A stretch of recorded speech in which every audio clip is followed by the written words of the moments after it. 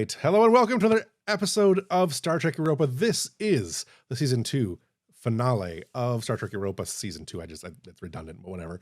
You get what I'm going for here. If you enjoyed this season, or if you want to go back and catch up on the season or listen to season 1, that's all going to be available on YouTube and on Patreon for the uncut episodes. And obviously they'll be available on the podcasts, wherever podcasts are given away for free. I want to thank everyone who's been a part of the show. We've gotten a lot of subscribers this year. We've passed 40,000 downloads of Star Trek Europa as of this morning on the various platforms for the podcast. That is amazing. We're very close to being the most downloaded show I've ever been a part of. We're really, really close to that, so I'm excited. And I want to thank everybody, all the fans and everyone who's listened to the show and sent back feedback and all that things. I also want to thank all of the players. You guys have been amazing. I have had a good time. I did not expect to be able to play online with people that I had never met before and really super enjoy it. And this is one of the favorite groups I've ever played with, Kendall notwithstanding. I know.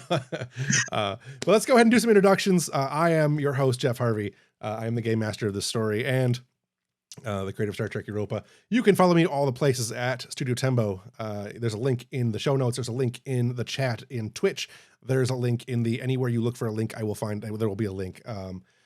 You can follow me. Since this is the last episode, you can follow me, continue to follow me, the Continuing Conversations podcast. I will be back on that show in 3 weeks. I've already done the recording. We just got to get them out. As well as I've got some opinions that have been making their way into onto TikTok and onto Shorts, YouTube Shorts here. So if you want to have more insights on my game, the way I think and the way I run games and things like that, that's the place to find me. But I'm not alone in this. I've got a whole big cast of amazing people. And on that note, we'll skip over Brian. No, we'll go to Brian and have him introduce himself first. My name is Brian. I'm going to be playing Ensign Hage amongst several other characters. I have nothing to plug. Do not find me. Not interested. Go find someone else. Hey, Brian. Yeah. I've been trying to reach you about your car's extended warranty. Evelyn, go ahead. I'm Evelyn. You can find me on TikTok at Caffeinatrix with 2 X's. And I am sorry that I brought Kendall into this. Apparently, we're just over here abusing people today. I'm in rare form. I don't know. This is abuse. Pretty normal. You're just finally showing your true colors. Right. We've reeled Kendall in, got her nice and hooked, and so we're just. That's right. You can also find me on St. Pete by Night, though we are on break until the end of January. So that's it. You're going to be in St. Pete's and you're not going to be playing St. Pete by Nights? Yes, I will be in St. Petersburg in 7 days. So that'll make it easier to find you. It might be easier to find me, but if you approach me on the street, I might be a little jumpy. Just saying. A little bit. Just a smidge. All right. Do not find me in the real world. Yeah, do not touch me. I mean, don't. Anyway, Kendall, you're up. Go ahead. Hi, I'm Kendall. You can find me at Kendall the Elemental on TikTok. That's the only place you're allowed to find me. I'm going to be playing Commander Eleanor Brooks and amongst other characters. And then you can also find me on St. Pete by Night. But we are not going to be back till February. Right, because Evelyn is going to St. Pete's and everything and stops. I'm also going to St. Pete. Oh, there you go. Yes. And I'm going to approach her in the street and be very cautious like you would do a scared animal. Yes. Kendall can touch me. That's okay. Yeah. Ooh, wow, that's getting weird. Let's go ahead and go to Jack then. Hello. Yes, I'm Jack. They saved me for last because I have many more words to say. You can find me everywhere. Not St. Pete. I'm not there. But you can find me most places online. I have a lot of social media that I use very sparsely because I'm an old man. But mostly on Twitter. Until it does finally burn to the ground, you can find me over at RPGs Uncovered. But that's me. I run RPGs Uncovered. That's my series. It's a series dedicated to showing just how quick and easy it can be to learn a new TTRPG. Something that I think will become even more invaluable as we deal with the new Dragon game OGL nonsense. So if you're looking to branch out, if you want to find new games to play, if you want new recommendations, if you want to see all kinds of cool up and coming indie titles, come check out my YouTube, come check out my Twitter. Got all kinds of great stuff. We break down rulebooks into rules, tools, and themes. We do little tutorial videos. We do demo play mini-series. We do interviews and charity streams. So there's something there for everybody. So come hang out. It's a good time. Season 4 of RPGs Uncovered will be premiering on Saturday, January 21st at 4 p.m. EST. I'm really excited to be playing a game called Cyber Rats, which is basically XCOM meets Shadowrun squished together with a little bit of campiness and all of those nasty, crunchy, tedious rules taken out. So it's going to be a really good time, really fun show. We got the creator joining us, which is always really fun, and an excellent cast. So come hang out with me on the next several Saturdays. I'm going to have a good time. As for now, I will be playing Captain Irani Ambrose, as well as fun characters like Tong and Jissha. And I am excited, if a little saddened, that this will be our season finale. Yes, So I'm looking forward to it. I am also a little saddened. There will be a season 3. We just stick around and listen for updates on that. They will be done again in shorts and things like that, and we'll post when that's coming.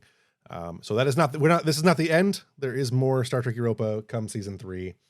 In the meantime, Jack, how long is your show going on for? Do you know? You got how many Saturdays you doing this season?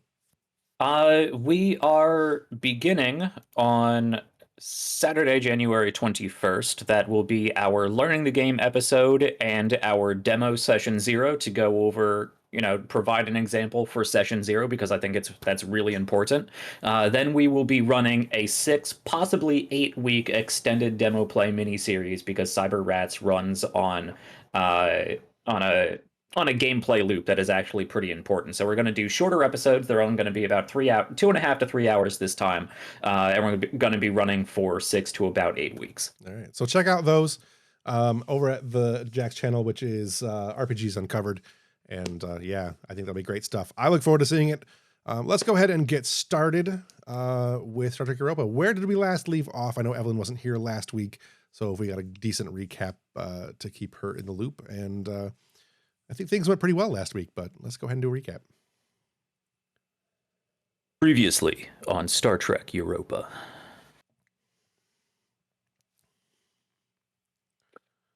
I can give the recap.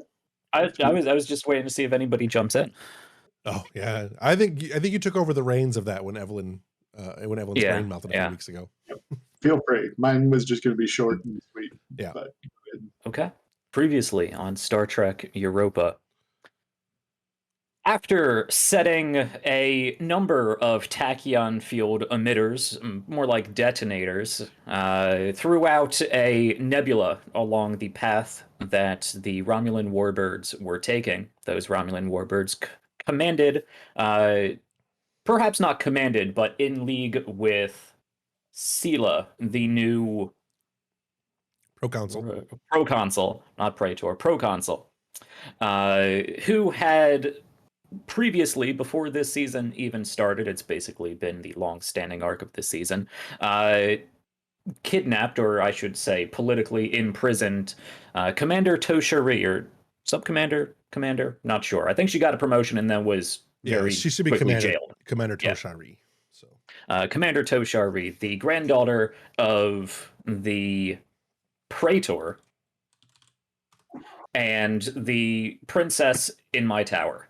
Yes. Set up those tachyon emitters. That lured this convoy of Romulan prison ships, or at least transport ships, into the nebula, where a runabout, was it runabout? I don't remember. Some shuttle pod was there with the away team, featuring Captain Ambrose. We had Yezbeth along with us. We had our new Lieutenant Tana with us. Mills was there. that it? I think that was it. I think that was our away team. It was Mills, Yezebeth, Mills, Tana, Yezbeth, and Tana, the and captain. Ambrose. Yep. We beamed aboard the ship in question because we got some helpful information from another Romulan commander who was in league with Mendek and Proconsul. Council. You're talking about the one who gave you the information. Yeah. Yeah. In support of the true Romulan Star Empire and not Sila's nonsense. So we got the information we needed. We transported into the ship. Captain Ambrose went completely Starfleet ninja on a whole bunch of Romulans. Managed to infiltrate and get past a number of guards without too many injuries or difficulties until we got to the hallway of the brig, where there was a number of guards that were converging. We managed to, I should say, Yezbeth and Tana managed to seal a bulkhead door, preventing reinforcements from coming in, and then blew up a hallway while they were still inside of it. But that did the job we needed to, because it also took out the Romulans, allowing Ambrose to storm in, take out more Romulans inside the bridge itself, and rescue my princess Toshari. The other three retreated, having been heavily injured and cut off from the now collapsed flaming hallway, and managed to get back aboard the shuttle. Short time later, after crawling through some ductworks and Jeffries tubes and whatnot, Ambrose and Toshari managed to beam back to the shuttle pod, and we all made it back to the Europa after a short, stressful moment of realizing the Europa was not where it was supposed to be. While we were going through all of this, the Europa was being chased by one of the Romulan warbirds, who picked up the warp field wake or impulse wake of the ship, and our new commander Brooks enacted a fantastic strategy of cutting the impulse drive using maneuvering jets and positioning the ship behind an asteroid field, allowing the Europa to pretty much completely lose the other Romulan warbirds, which worked until we blew up one of the tachyon emitters and hightailed it back to the Europa. There was a short but very intense ship-to-ship combat in which the Europa took heavy damage, extensive hull damage. Unfortunately, we lost some crew. Jissha, trying to prevent this as much as possible, vented some warp plasma on the approach to the Europa. Didn't exactly work as planned. Provided a minor smokescreen, but I think it actually did more damage to us in the shuttle and our landing problems than it did actually preventing the Romulans from attacking. But the shuttle landed in the hangar bay, and we enacted the GTFO protocol and managed to escape. Yep. The benefit is you did actually ignite the plasma and do damage to the ship. You did manage to disable. Yes, we disabled one of the Romulan warbirds. Yep.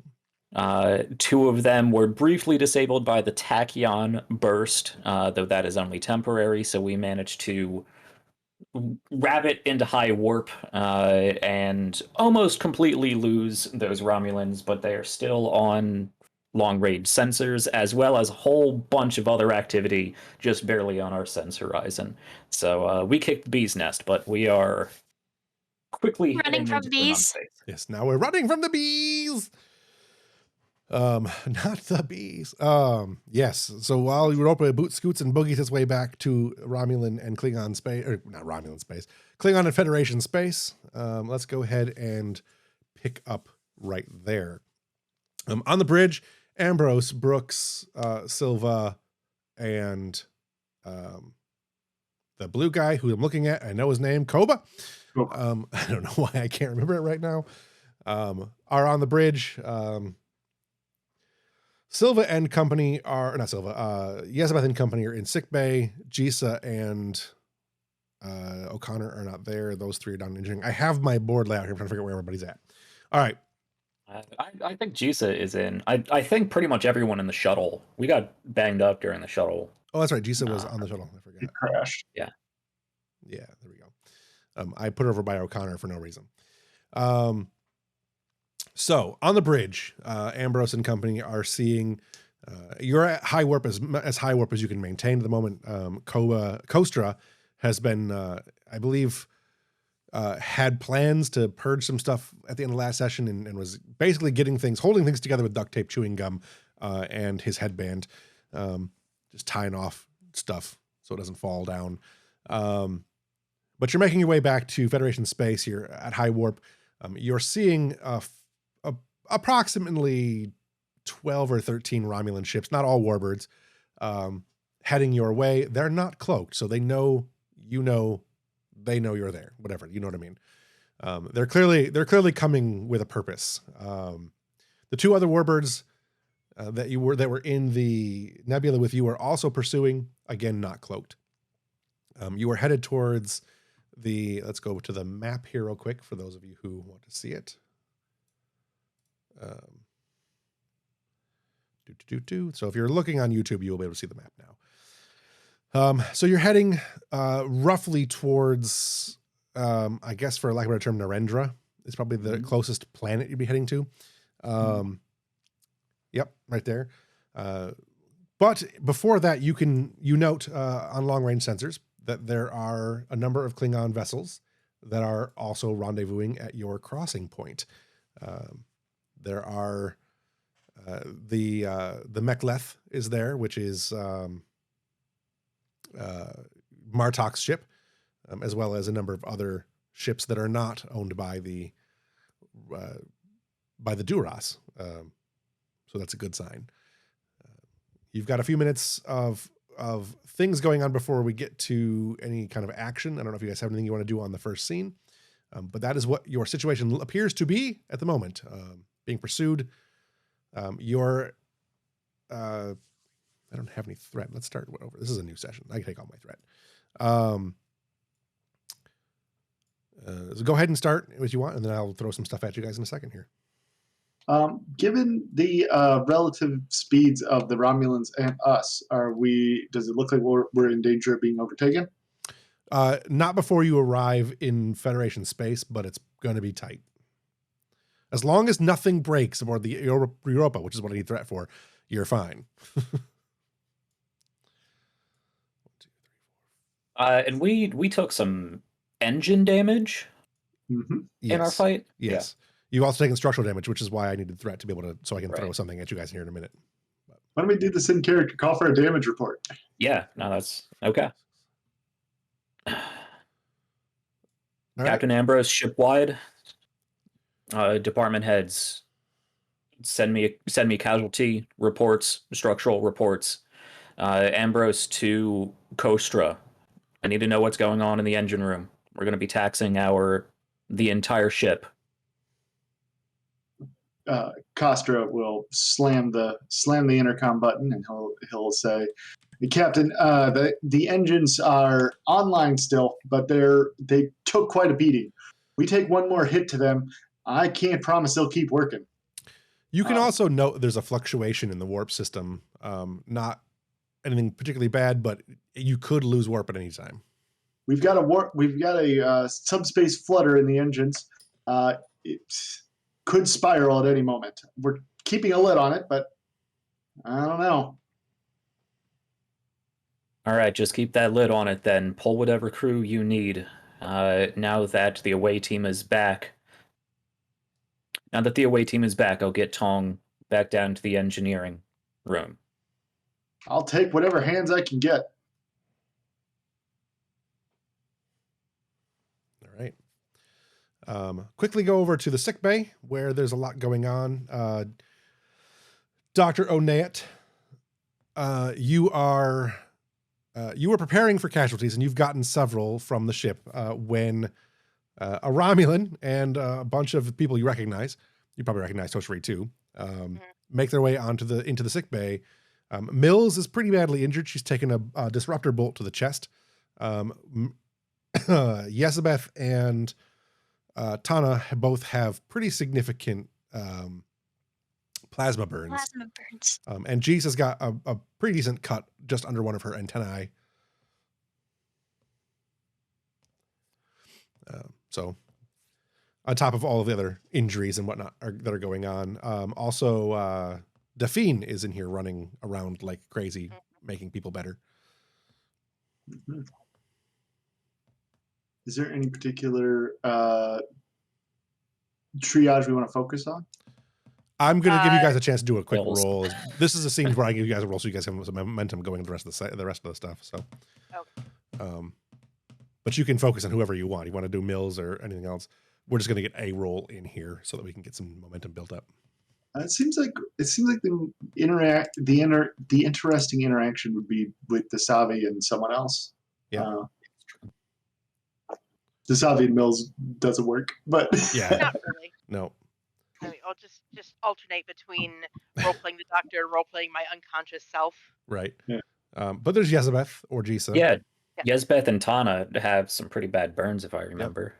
yeah. Lieutenant, take your team, stabilize Lieutenant Mills. Everyone in the room turns to look at you as we are all lieutenants now. My lieutenant. She looks at Delphine. Delphine has her hair all askew as she's been furiously helping the patients that have been brought in, the ones who have lighter injuries, I'm sure, than the away team, but she's doing her best to make sure that they all get brought to the doctor in good order. Go ahead and give me, let's have Delphine take the lead on it since she's the one moving and doing the stuff. Go ahead and make a medical roll. Internal medicine is a specialization, control, or I think control probably works the best. Control medicine, internal medicine would be a focus. You can also use other focuses like emergency medicine, things like that. And then if someone else wants to assist, it would probably be the doctor in this case, since you're issuing orders and whatnot, and then the ship can also I think assist. Dasavi should take the lead because That's fine. Dasavi is the doctor and Delphine is the nurse. That's their job. And The doctor was delegating, but I'm up for it either way. Sure. Plus I get a bonus if I assist. So. All right, fair enough. Yeah. That's fine. So Dasavi, go ahead and make your primary roll. Delphine, you make the assist. And then Jack, if you want to roll Europa, you can do that. Ouch, my knee. Or Kendall. Whoever wants to roll for Europa can roll for Europa. I got it pulled up.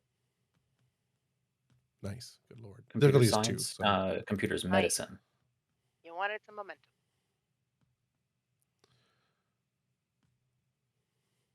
6. Difficulty 2, so that gives you 4 momentum, which is nice. Your team manages to stabilize as you're working through real quickly. You run a couple dermal generators over Yezabeth and company. Mills is going into surgery, but everybody else is pretty well stabilized. Pain reduction and all that kind of thing. Any role playing you guys want to do right there would be a good time to do that.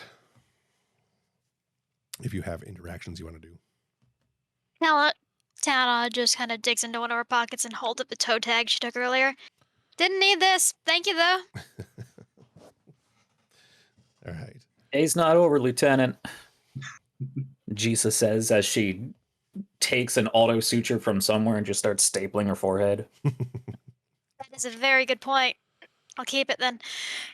You know, this Back is in the the pocket. field, Lieutenant. We can do that for you in a much cleaner fashion. You're busy. All right. Something, she likes the pain. Something, right? Something Andorian. Something not arguing. All right. Go ahead. Tong, being relatively uninjured, is going to skitter his way down to engineering. All right. Which is where we'll go to next. Down in engineering, there's a lot of hecticness going on. Damage control crews have been making their way out to the hull to stabilize. The warp core Kostra and Kitty Man, whose name I forgot. Amathi. Amathi, Mr. Kitty. They are currently working to to get that warp flutter under control when Tong arrives in engineering, and then I am going to spend a couple of threat here to add a complication, and the warp core is beginning to destabilize. You have a difficulty. You will have to make a roll to stabilize it, obviously, and we will get into that in a second. But in the meantime, some steam that is unexpectedly in the warp core for some reason, because all ships are steam powered, begins venting out of one of those side panels, and the drop door begins to move down so that somebody can do the roll under it if they want to. But the warp core has become unstable. Okay. Are we using the warp core breach rules, or just? Sure. I don't know what they are off the top of my head, but I will absolutely use those because that's far more severe than I was going for. I've got them. All right. So with the warp core breach,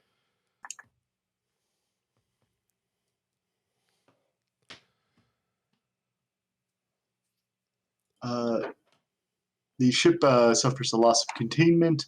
Yep. Roll a challenge at the end of each round, starting with 1, and at the end of the round where the containment loss has begun, increasing 1 challenge die for each successive round.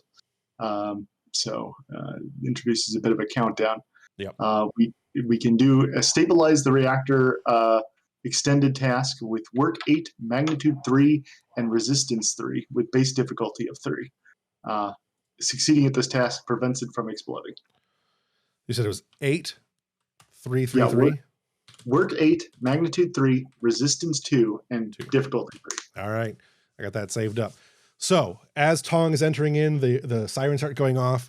The warp core breach is imminent as it begins to happen.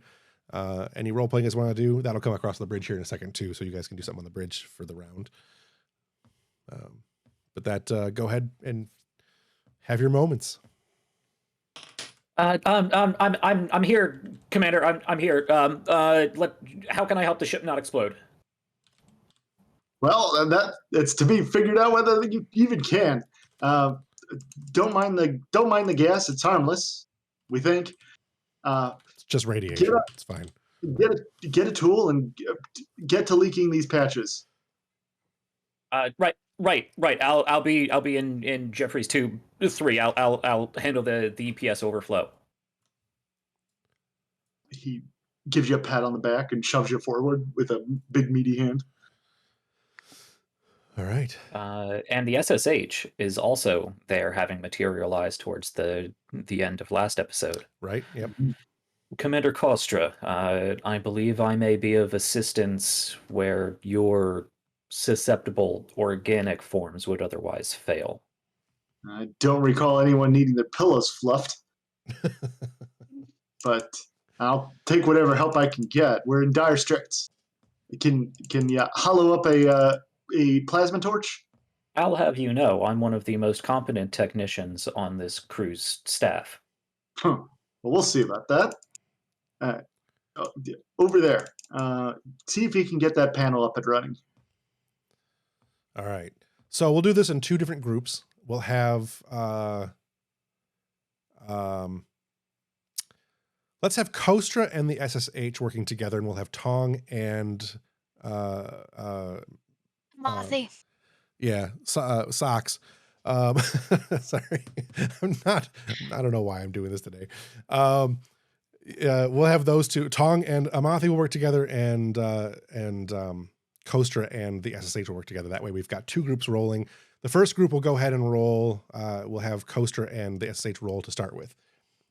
Okay.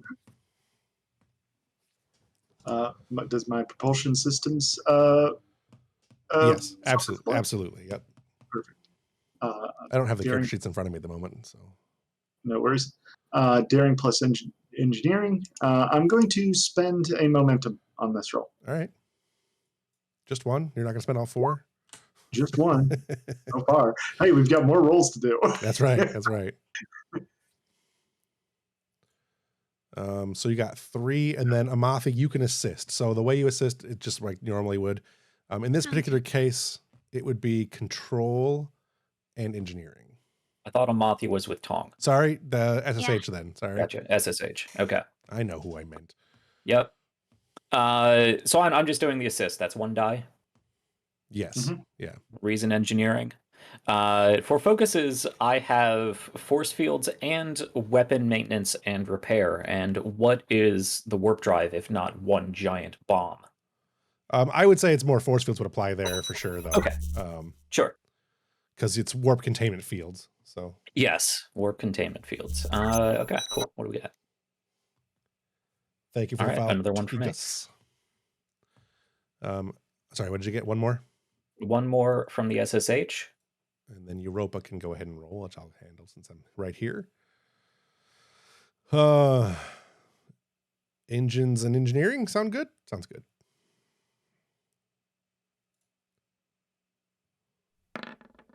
So 0. That's when I roll, it always fails. I just want you guys to know that. All right. So that is 1, 2, 3, 4, 5, 6 successes on a difficulty 3. Resistance is 2, so you've got 4 successes, right? Wait, no, you've got 3, 2. So you've got 1 success, 1 success, which is enough. You now roll the work, which will be Kostra rolling the challenge dice. Yeah, I'll spend one of those momentum to reduce the resistance. Okay, which will give you 2 more momentum, I believe. Give me 2 more work done. Right. Right, that's how resistance works. So you actually, I always forget how it works. So you do actually have 3 momentum, not. Yeah. You have 3 momentum, one of which you're using to resistance. Been a while since I've done any of these. Yeah, no worries. So 1, 2, 3, 4, 5 with 2 effects. And I'll spend that bonus momentum I'll spend 1 bonus momentum to increase the work by 1 additional to get a 6. That is over 5 successes, so I believe that gets us a milestone. It does. It gets you 1 magnitude, 1 milestone defeated. The work is only 8, so that's pretty good. And you still have 1 momentum. You want to save that one? No, I'll put it to the pot. Yep, that's what I mean. All right, back on the bridge, you are getting reports that the warp containment is failing and that the ship is in trouble. So, Kostra and company, obviously they're on top of it, but you are made aware of that. I don't know if you guys have anything you want to add to the conversation up there. But if not, we will go to Tong and Whiskers. God damn, I need to write his name where I can see it. Amathi. All right, there we go. We were labeling everybody's characters at one time on the screen, but for some reason it didn't stick. So you just look at him and say Catman. Yes. I just come up with a different cat name every time. It's Whiskers, it's Kitten, it's Socks, it's Boots, whatever. So Ensign Amathi and Lieutenant Tong, you guys are working on your section of the stabilizing the power systems. Tong, you go ahead and go first, and then Amathi, you will be assisting with control and engineering. Okay, so that's 1 dice, right? You'll be rolling 1 die, yeah. All right, control, engineering, focus with EPS systems. Yep, and then the ship will also assist, which she didn't do any good. Neither did Amathi. So it's all on you, Tong. He tried. Difficulty is 3. Electroplasma systems. Yes, I also have intense scrutiny as one of my talents, so whenever I succeed a task using reason or control as part of an extended task, I ignore up to 2 resistance. Okay. What are we looking to hit here? Difficulty is 3. Okay. What are we looking at as far as momentum. You have 4. Let's does Tong have any other fancy things he can do? I don't think so. So I'm gonna take one of those momentum just in case, because I'd rather the ship not explode. For all my You might stuff wanna is. You might want to take more. I realized if we failed the next challenge die roll, the ship literally explodes per the rules. Ah. Yeah, take the rest of them. Yeah, I'll take 3 momentum then and roll 2 more dice. I would not have the ship explode. I would just make things more difficult. Right. I mean, that's one way to guarantee. I'm not saying if you went another round after that, it wouldn't have- explode. Complications are bound. In fact, let's go ahead and add some complications. 1, 2. Yeah, do it. I got 3 threat. I'll send 3 threat your way to increase the complication range. 17, 18, 19? Yes. Yep. Yeah. Okay. Because it's automatically 20. So. Right. 17, 18, 19. Yeah, and that. Okay, cool. Okay, roll. That is 5 successes because Tong and also a complication. Complication. All right. So you're going to love Love my it. complication, I think. All right. So Always do. Amathi, and I like plasma burns. It's been my thing lately. 2, 3, 4, 5 successes. Difficulty was 3, so you have 2 momentum. Go ahead and give me the work roll, which is your engineering. It's engineering +2, correct, Brian? Engineering +2, yeah. Yep. Okay. I can put that in challenge dice? Correct. Is that what that goes? Yep. Engineering +2, that is 5 + 2 is 7. Hit it again. Because that, All right. 1, 2, 3, 4, 5, 6, 7 with 3 effects. I don't know if you have anything that works the effects, but 7 is plenty. You have a resistance of 2, but your talent reduces its resistance, so that's 0. So you meet your work quota and exceed it, which is not relevant. You got 5, which is a magnitude. You beat the work track, which is a magnitude. Which means you've met your magnitude 3, you've met your work of 8 or better. The warp core containment system is coming back online. The alarm's still going, the radiation is still doing its thing as you manage to Tong and Amathi are putting them back together. Amathi, you're seeing a fluctuation over by the console where Tong is when suddenly there's a bright flash of light and Tong goes flying back, a la Captain Hage. Across the room and suffers some injury. Go ahead and take a complication to any tasks that you're going to be doing with your hands for a little while there, Tong, as you have been burned. You have gotten Yezabeth. Does this count as an injury complication? It counts as his complication and a complication for the character, yes. Yeah. So what does that mean mechanically? You add 1 difficulty to any tasks you'll be doing with your hands, basically. Gotcha. So, But it counts as an injury complication for the purposes of first aid, is I guess. correct. Yes. Okay. Yep.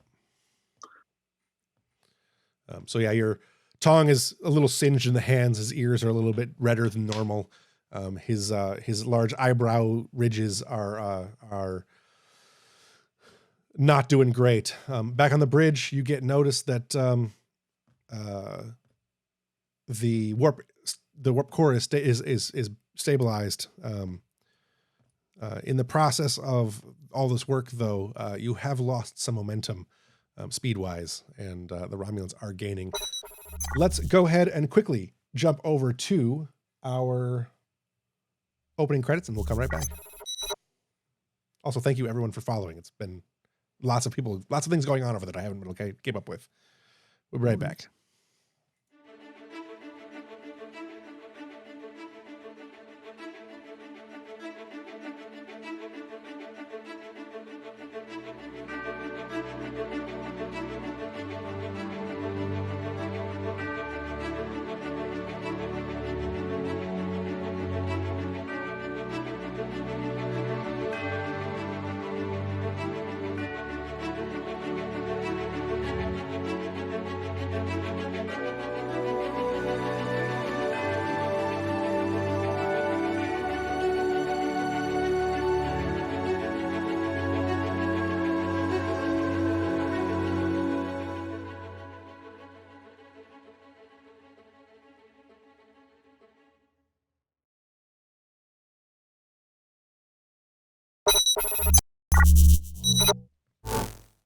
All right, we are back.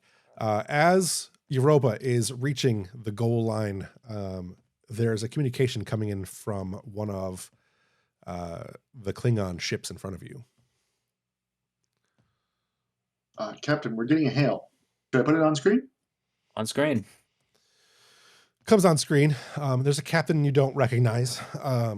He is wearing the symbol of Martok, but Captain Ambrose, bring your ship when you cross the border. Bring your ship around. We will defend you.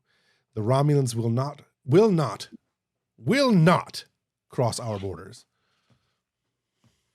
I appreciate the assist, Captain. We are fast on approach. We will maneuver when we get to the border. We have at least 2 warbirds almost immediately behind us, and sensors indicate there's a lot of activity coming from deeper within the Romulan space. He gets a big toothy smile. Then it is a good day to kill a lot of Romulans. I will see you soon, Captain. Kapla. And then Kabla. cuts the feed. The Europa is slowed down a little bit, not super significantly, but there's definitely a chance the Romulans are going to catch up to you guys. Not really a chance they're going to catch up to you, but they're catching up. They will reach the line about the same time you guys do. I don't know if you have anything you want to do before that happens, but you have a couple of rounds to make any actions you want to do before we get to that scene. If anyone wants to have a short conversation, or if the bridge wants to make any preparations or anything like that.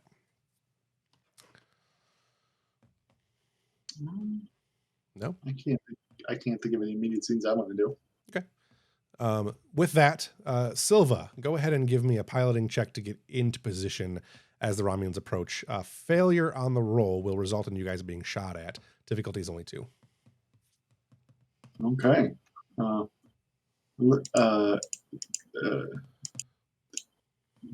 She'll say, "I've always wanted to see how a starship, if I could get a starship to drift."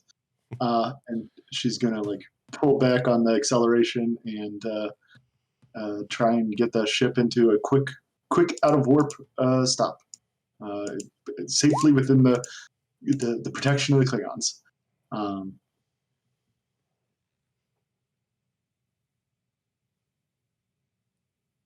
And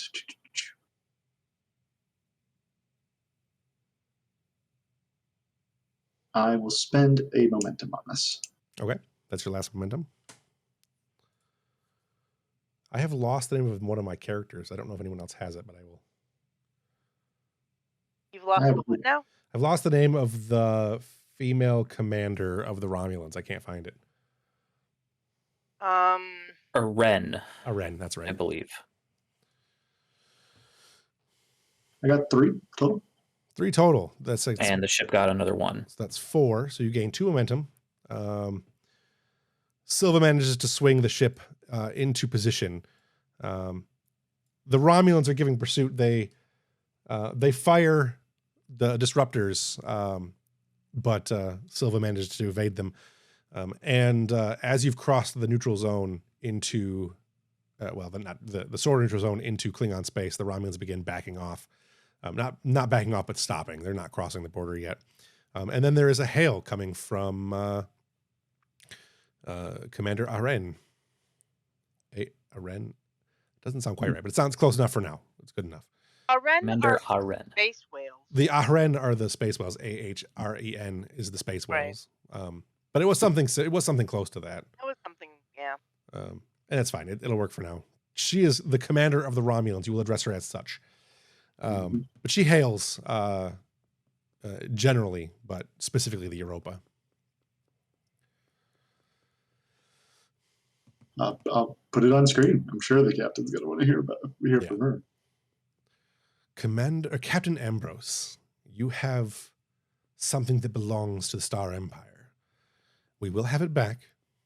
We can do this casually and have a copacetic relationship, or I can destroy you, your entire fleet of friends, and destroy the Klingon Empire and the Federation shortly thereafter. It is your choice.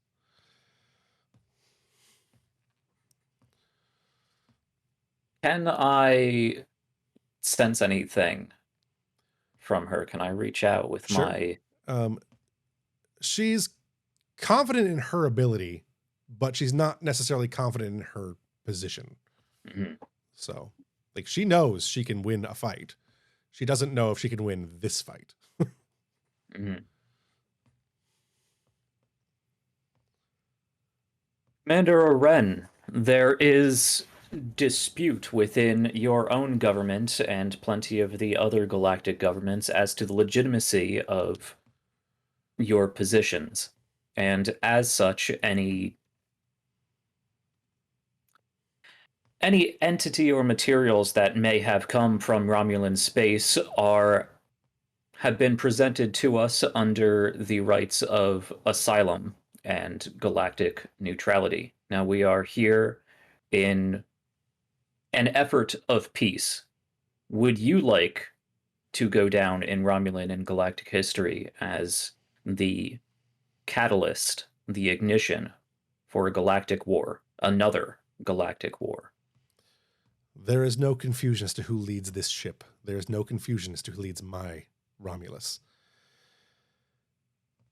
Your government seeking granting asylum to dissidents will be seen as an act of war. These are enemies of the state. They are to be dealt with by Romulans under Romulan law. Just as your Romulan Star Empire took Federation prisoners.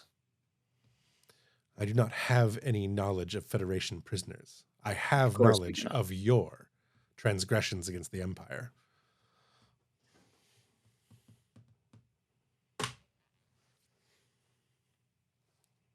If you wish to file a complaint with our government, you may.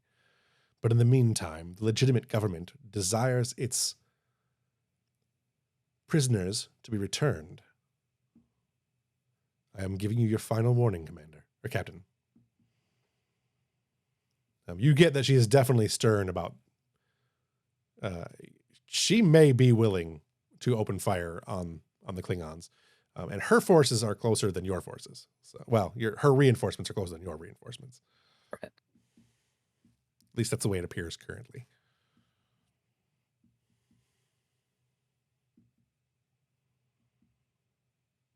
Commander, I believe you can appreciate that we are at a pivotal moment in galactic history right now, and I am looking at a picture larger than what you claim as your Romulus. Because not everyone would agree with that.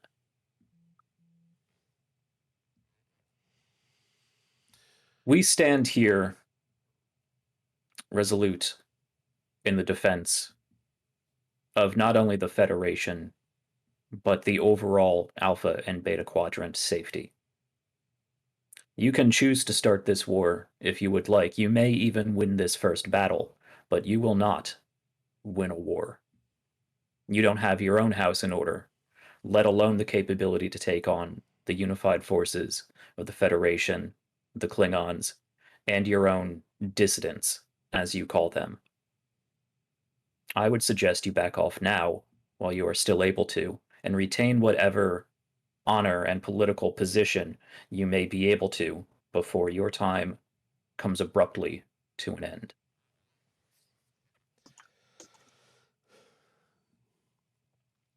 The Star Empire may fall, but not before you do. She gestures, and several more, a handful more, like 4 more warbirds decloak from the group, and the other 2 warbirds that were farther off are beginning to approach. About that time, on long-range sensors, you're detecting another sect of Romulan ships coming in from long-range sensors. They're coming in from the Romulan side, probably about 2 or 3 minutes out at their warp, because you guys aren't currently moving.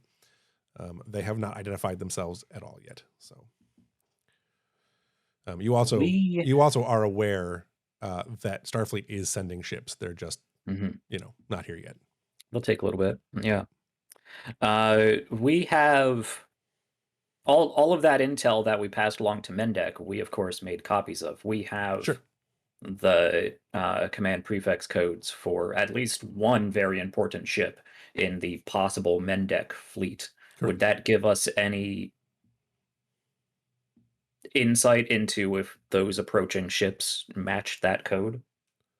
Yeah. They are not Mendek's ships. Although you would recognize the one as the ship that the lead ship is the ship that you encountered when dealing with the Pakleds earlier. Okay. So Taval's Wild ship. card. Yeah.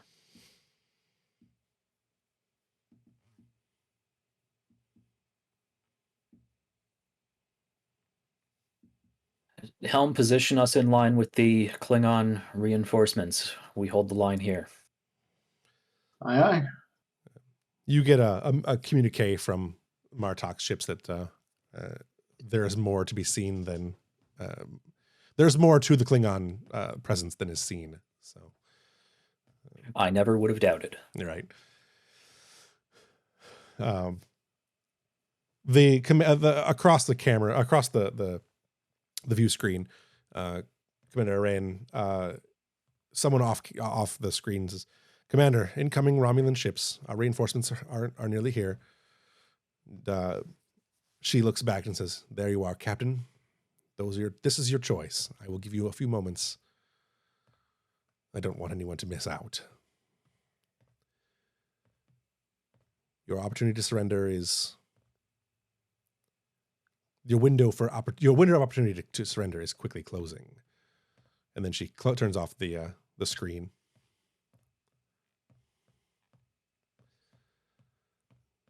So you have a few more minutes to anything you guys want to do there. Silva will say, "Captain, with all due respect, I think we should tell her to shove it." I believe I already did in not so many words. Yeah, but saying the words is so satisfying. When you're captain.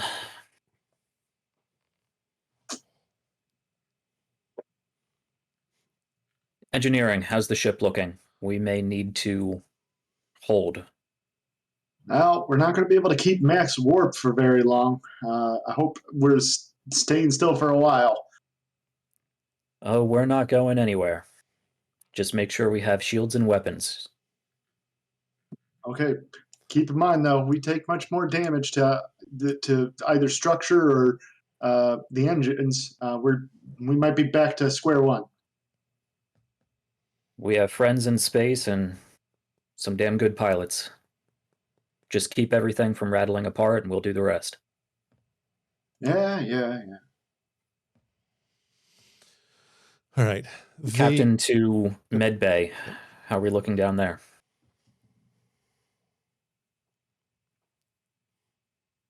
Mills is in surgery at the moment. The rest have been stabilized, patched up, and sent off to their duty stations there. Very good. Unfortunately, I imagine you'll be seeing more crewmen in your infirmary before the day's out. We'll be ready. How is Commander Toshuri? She's fine. Romulan as always. Snippy. She's snippy. I assume she doesn't have a communicator. No, not yet. Yeah. Although she probably be getting one as soon as the SSH is off, assignment. Mm-hmm. Mm-hmm. She's a little rattled, but pass along to her that she is welcome on the bridge. yes, sir. Malini Silva will turn, raise an eyebrow at the captain. We are fortunate enough to have an extremely skilled member of the previous Tal Shiar, somebody who understands the ships and the positions, the crew, the leaders that we are facing here. Her insight could be invaluable. We'll turn to Toshuri. Sub-Commander, you have been invited to the bridge by the captain, unless you are dying to hang out in the medbay with me. I think your skills would be better served up there. Very well. I could lend a hand here, but I think I may be of better service up there. Agreed. Yeah. No offense or doubt to your skill. We have this fairly well in hand, and they'll need your expertise. She looks at Yezebeth and Tana really quickly and says, "Thank you for all you've done. I won't forget it." And then she kind of nods and heads to the bridge. Commander Kostra, Commander Oneat. We're short on time, I'm sure you're aware, and resources. Is there any way you could rig an escape pod with Toshari's biosignature? Should be easy enough. Should be doable.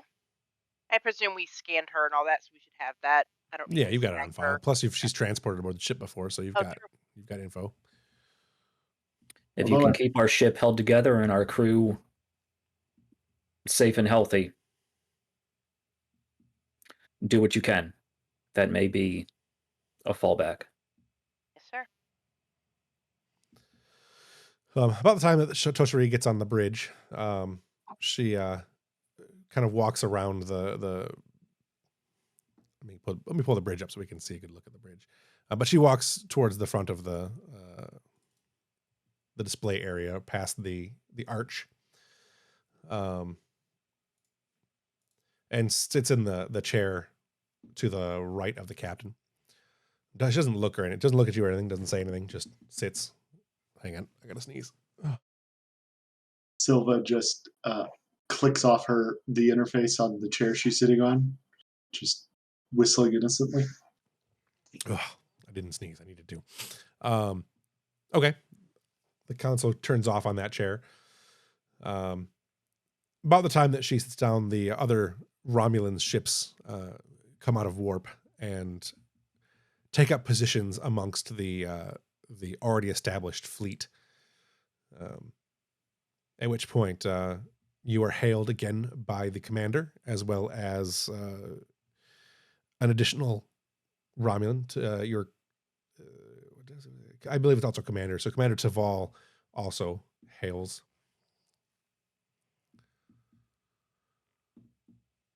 You could open a three-way. It's possible, doable thing. We'll put it up. We'll put them both on screen. All right. The commander, Commander Wren, says, "Your time is now up, Captain.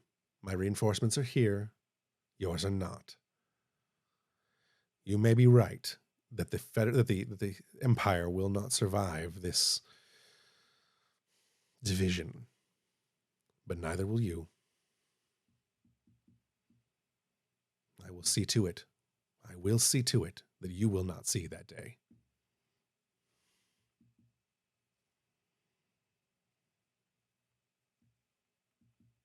I don't doubt you will try. I do doubt whether that matters, though.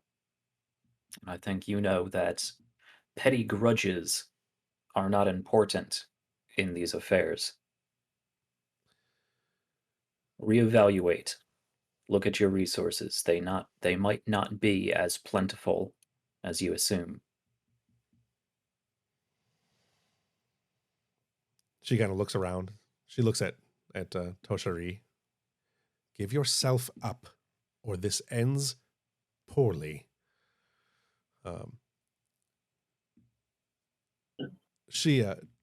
Toshari doesn't say anything to her. Just kind of looks to the other Commander Taval, and just kind of nods her head. At which point Taval turns to Aren. "Commander Aren, you are under arrest by the order of Admiral Mendek. Stand your ships down, or you will be fired upon." At which point there is an immediate look of confusion, and she hangs up the phone.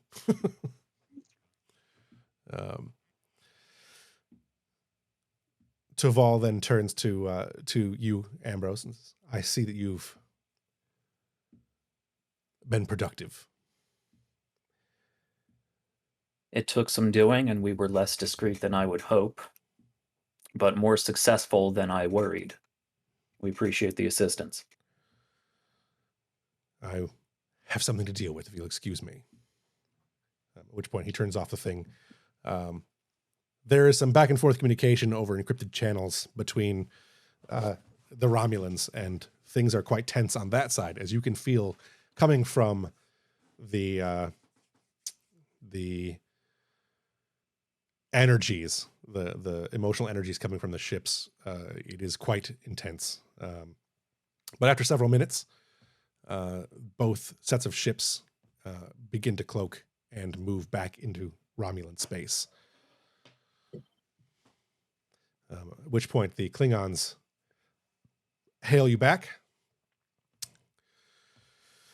I don't know what you said, Commander, but they are running away now. I was looking forward to a fight. I don't doubt that you will have one eventually. He smiles, and in the meantime, Tural, son of Duras, is waiting. And then he kind of nods his head and Kapla. Happy huntings, Captain. They end communication and cloak and begin to the Klingon ships begin to head off as well. Yeah, well, we're not sticking around here. Helm, set a course for Federation space. Take us deeper within Klingon space alongside the leaving ships. I want to make sure that we are not pursued under cloak. Martok's ship doesn't end up cloaking, so you can travel along with him. So he will invite you guys to dinner as well later at a later date, but I didn't really want to have Martok in this episode too much. So with that, the main tensions are subsided, and you guys have opportunities to conduct any additional role playing you want to do. There's a lot of stuff we didn't get done, and now is a good time to start moving that stuff forward. We still have Jissha to deal with. We still have so many things. So, where do you guys want to start?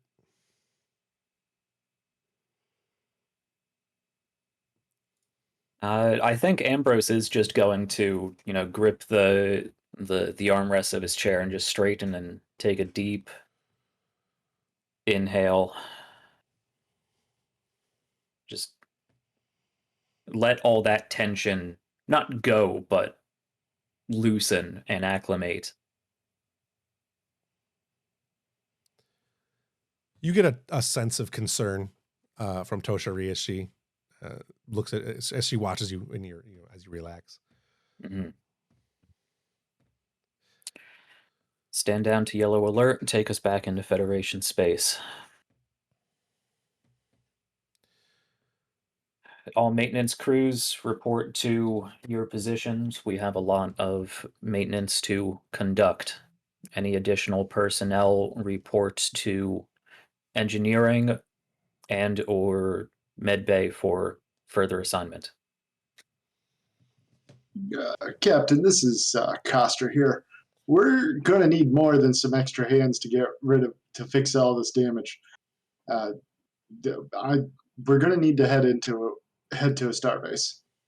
We're en route to the nearest starbase now. All right, we'll keep her together till then. All right.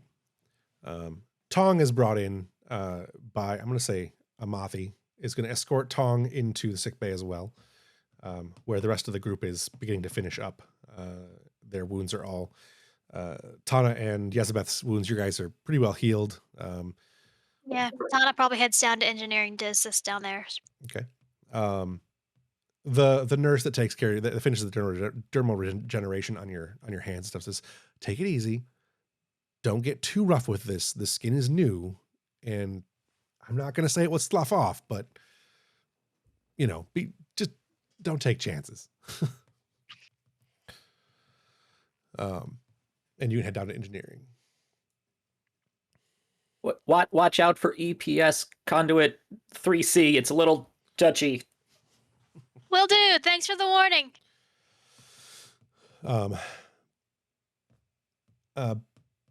Yeah. Back on the bridge, Toshari looks to you and says, I believe that it's best that I take my leave of the bridge. Your crew seems rightfully concerned. A high-ranking Romulan officer on a Federation bridge. I'm not going to say it's a first, but it's always an occasion. I'd like to. How are you? I'd like to get a shower. I will have somebody show you to quarters. Thank you. She looks at you, and you get another sense of beyond just gratitude, but genuine genuine connection. She says, I'm very grateful for all you've done. I will see you later. Yes, you will. She nods and is escorted by, let's say, just a security guard, and any security officer will work unless Koba has anything he wants to say. But it's Ensign Lackey. Yeah, Lackey, take her to her quarters. So yeah, down in engineering, things are still pretty chaotic. It's slowed down a bit, but there's a lot going on. Is shoring up the propulsion systems and the damage, the containment crews and the force generators and all that stuff. The sick bay is also beginning to slow down a little bit. Most of the injuries are resolved. Tong is in there getting his hands seen to. Yeah. Anybody have any other stuff they want to get into? You've definitely got some time before you get back to Starbase. There's, like I said, there's not a lot else to do here on the conflict side of things. But yeah, I know it's hard. I didn't give you guys a lot of warning that this was, to lay stuff out. I will say there's captain-y duties that Ambrose will do that we can play out if we really want to. One being he'd get a debriefing from Brooks about what happened while he was away. I'm sure that's an easy back and forth. And once we are far enough away from Romulan space and the ship pieces aren't actively falling off of my ship anymore, he would go down to Med Bay and impress upon our good doctor here to run every test on whatever material she's taken from Toshari. Okay. Put it through the good old Dominion war protocols and make sure she is who she says she is. Right, no changelings. Yeah. Before we get too far, mental connection, but Ambrose. I mean, anytime Ambrose loses sight of anybody for more than 30 seconds, make sure they're not a changeling. Right. This is off topic entirely, but in the Europa crew sheet, someone has pasted a Google map of Farmington, Michigan. I don't know who that would be. Evelyn. That's sorry about that. Thank you. The confusion. I don't think it was Farmington, Michigan. That was actually Long Island.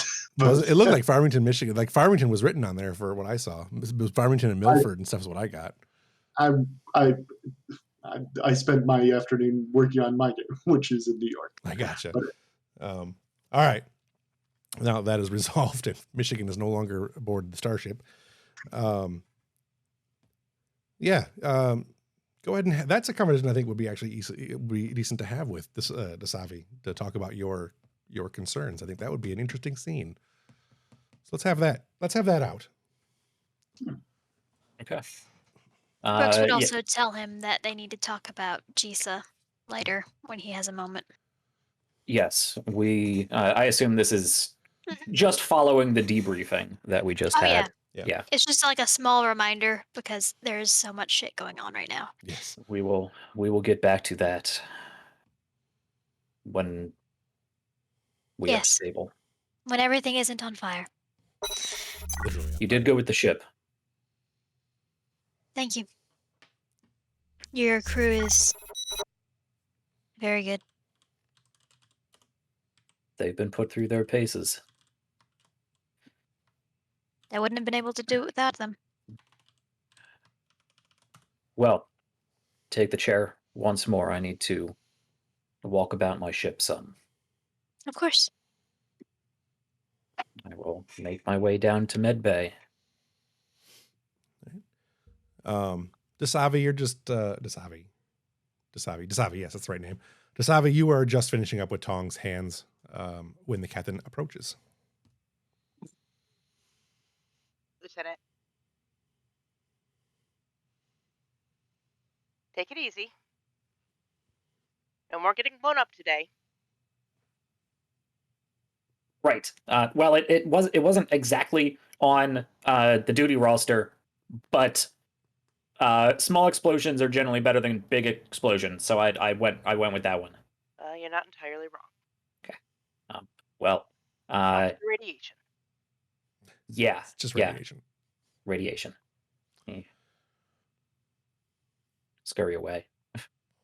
Yeah. Doctor, how's my crew? Captain, patched up and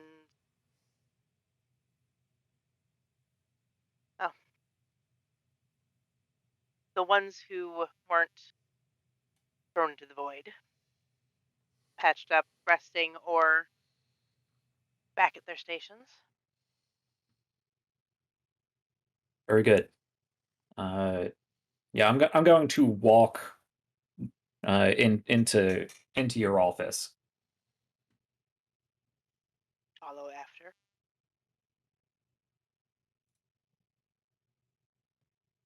You looked over Commander Toshiri briefly. I did, briefly. She's uninjured, in good health. I'm sure her stay in incarceration was not entirely without injury. I will impress upon her to avail herself of your services in more detail once she is settled in. I assume between the transporters and your own diligence, you've taken scans and samples? I have. Run them through the full battery of tests. Of course. We're no longer at war with the Dominion, but we can't be too safe. I want to make sure she is who she says she is and that she is not compromised in any means. While Tong is recovering, apparently, perhaps you can work with him on going over the transporter records and making sure there were no additions transported along with her. No additions, and I'll see if I can, as much as she'll permit, make sure there's no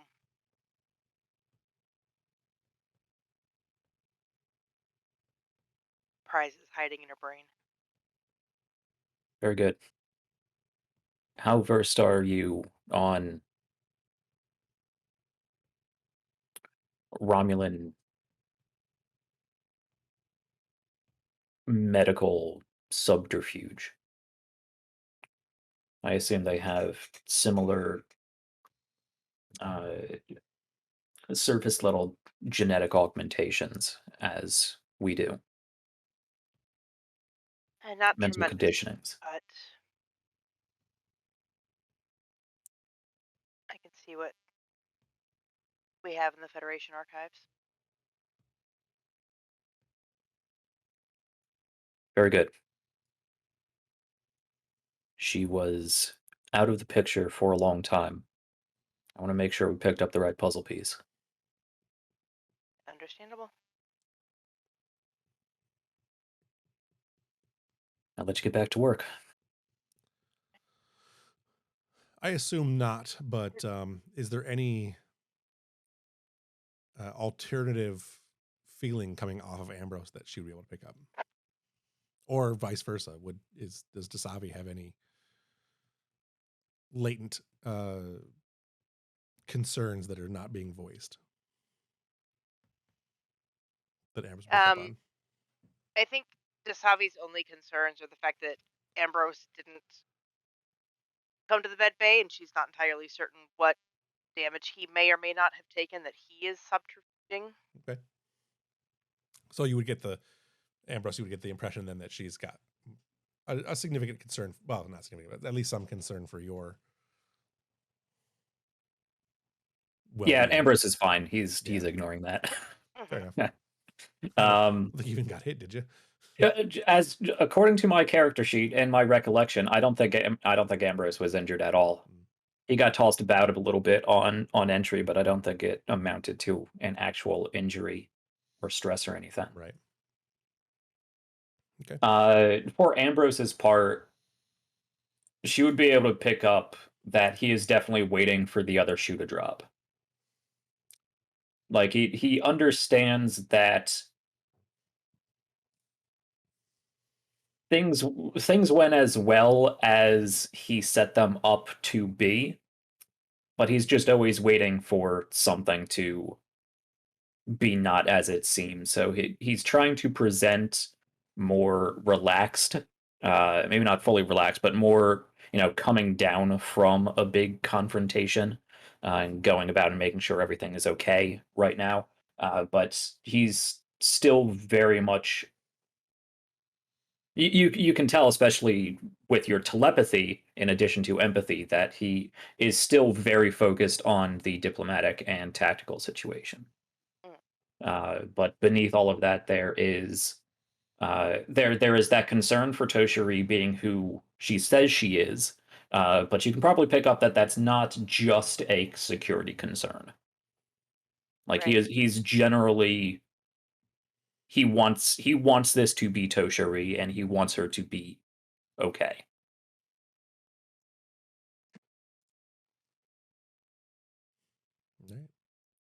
And with that, unless more pieces or people are falling off of my ship, I would eventually, make my way to Toshiri.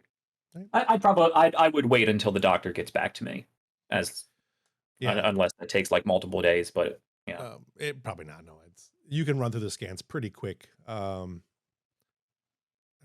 If you waited around for it, she could probably have them done in a few minutes. But yeah, everything appears to be pretty normal. Going through the transporter log, that might be something that's going to take a little longer with Tong, but biologically speaking, she appears to meet all the criteria of the Toshiri that has been scanned and transported before. Any additional additives to her brain holds, that'll have to go through transporter. But Right. So I'll give her some time, actually, because she said she has to get to her quarters. She wants to take a shower. She should lay down. I'll give her some time. All right. So with that, anybody else have anything they want to do? There's a whole lot of character stuff that I feel like we might benefit from like a time skip, maybe to like when we're at the space station getting repaired. Yeah, that's fine. I'm in no rush we can do whatever you guys want to do as far as that goes. I think that's appropriate because our characters, we have a lot of stuff to do, but it isn't directly related to like keeping the ship running. Yeah. So, right. All right. So before we do that, let's go ahead and do,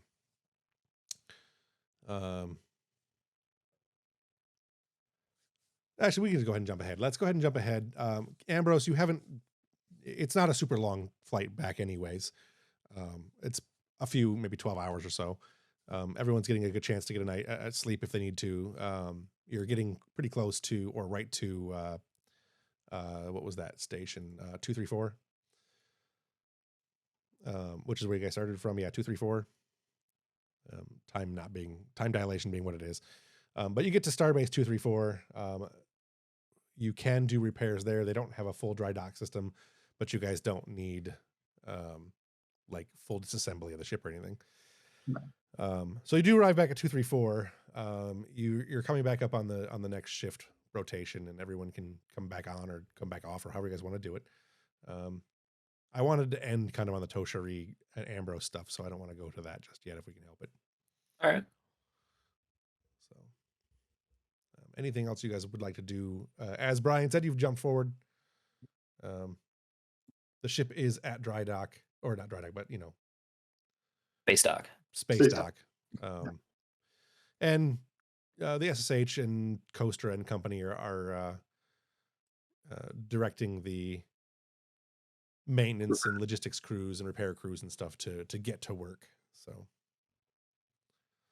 I think Kova's getting ready for shore leave. He's not needed to repair. He's going to head to the station, have himself some party. all right. Don't have to do a scene with that, just Right. flavoring a little. Hana will help where she can, but she's probably going to go back to her quarters and get out of a very singed uniform. All right. What's Yezabeth doing right now?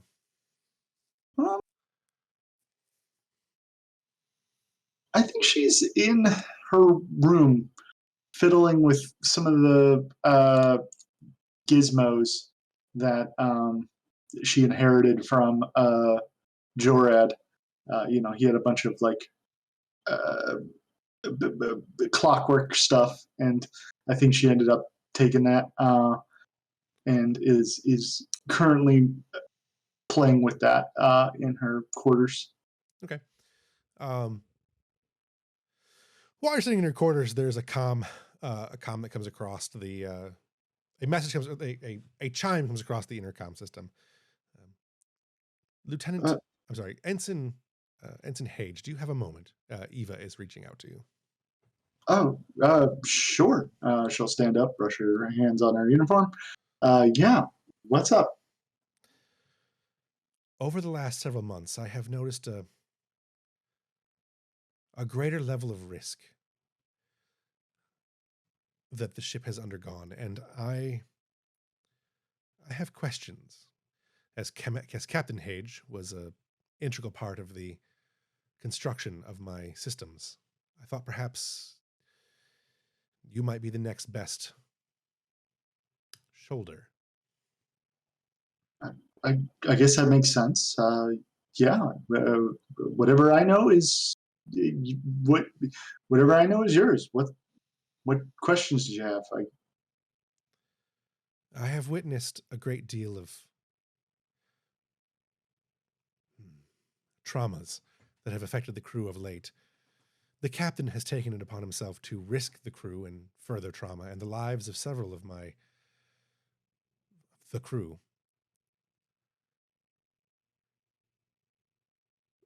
For I don't understand what.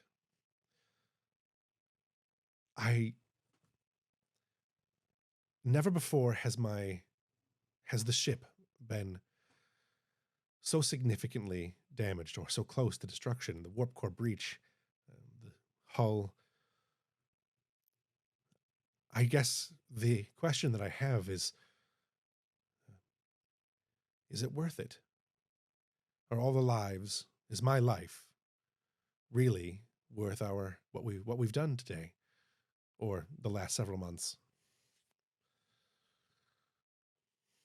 Oh, well, I mean, you're asking me to make a judgment call about whether it was worth it or not. I can't really do that. I'm not in position to make that kind of decision. None of us are. But the thing is, we signed up to serve on a starship, and we place our trust in Captain Ambrose, and that he knows what we need to be doing. And I mean, we all signed on the dotted line, signing up for Starfleet. We knew what we were getting into. I don't think you did, really. Sorry about that. But if you're asking me whether, I mean, I would say it's worth it now. I would say it's worth it just because we survived. But whether it was worth the risk, I don't know. I don't think anybody can say but Captain Ambrose. And maybe maybe he's not even sure. I know Jorad wasn't always sure. Sometimes you just have to do your best and hope you're right. The idea that the decisions you make are not certain. It's confusing. Well, you can't just sit around waiting for gathering data forever. Sometimes you just gotta take the plunge. I think I understand. I appreciate your time, Ensign. Thank you. Yeah, anytime.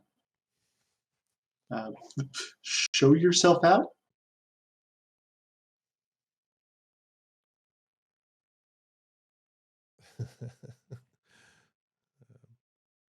Thank you. And she, the comm goes dead. Sure. Anybody else?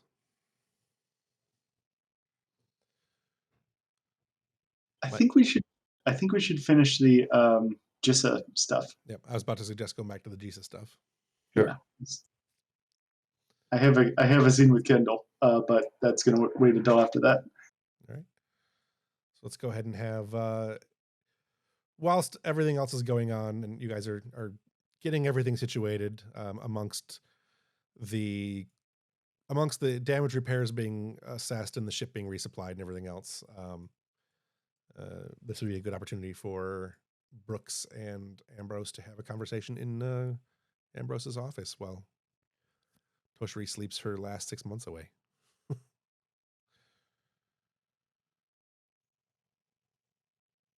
Okay, Commander Brooks. I believe we have a long overdue conversation about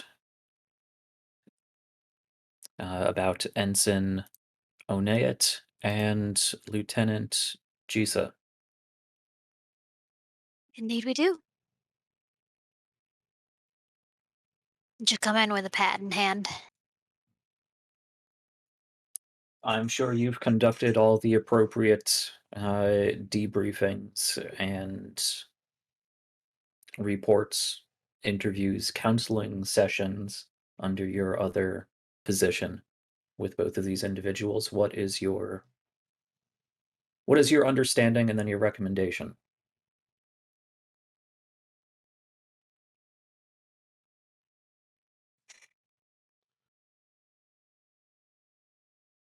What my understanding is that Ensign Oneat will not continue to serve on this ship if we have Lieutenant Jissha continue as well.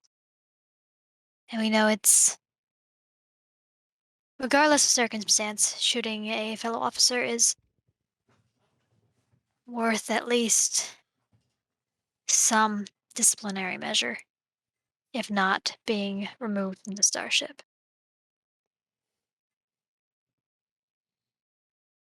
If you want to keep her, I would recommend at least demotion. Minimum. But if you'd like to keep Ensign Oneat, I'd recommend a transfer for Lieutenant Jissha as well as demotion.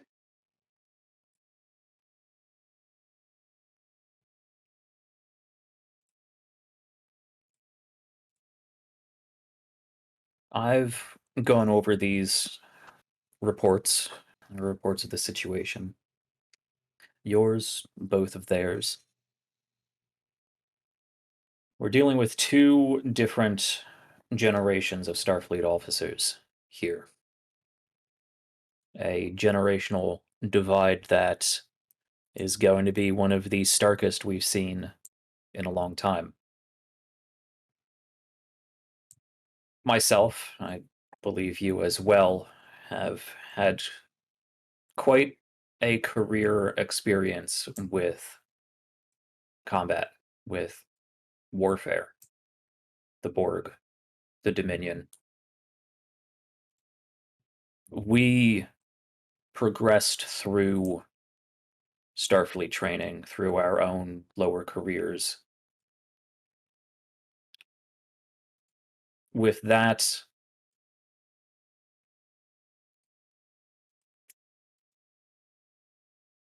being an unfortunate and hopefully temporary dangerous instability to the Federation. We knew something other than war, but we were trained for it. Jissha's a little younger, not by much, but she joined Starfleet for the war. From my understanding, Ensign Onea joined towards the end or afterwards, kept away from the majority of it. That leads to two very different officers. I I'll think ask you, there Captain. are. Are we still at war? No, that's Then something what I do we have to need? remind myself. Yes. Then what do we need for this ship? What we need for this ship is a full complement of officers that are able to work with each other according to Starfleet ideals and expectations. I believe both sides have failed in that. If Ensign Kendall Onayet is uncompromising in her ultimatum of one or the other, that is not the mentality of not the position of a promising officer. She was slighted, she was injured. And while I do understand that Lieutenant Shijin's means of doing so was inappropriate She and shot her. dangerous, given the situation, yes, I understand. And that is wrong, that is inappropriate, that is dangerous. But I do have to also weigh both sides, and this is very likely my own experience speaking. I'd like to think I would not have done the same. I have not done the same.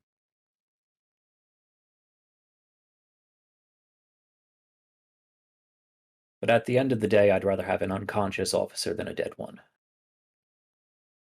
It's not to say I condone the action and it will be disciplined. But I think there are mitigating factors to take into account. And there are. What's the opposite of mitigating? Extenuating.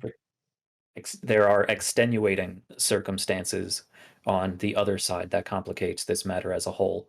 I'm simply expressing that this ultimatum of one or the other is not appropriate for a Starfleet officer, and I will not consider such. There will be Understandable. disciplinary action, but if our young ensign is not capable of working with fellow Starfleet officers, then it is her prerogative to seek reassignment. This is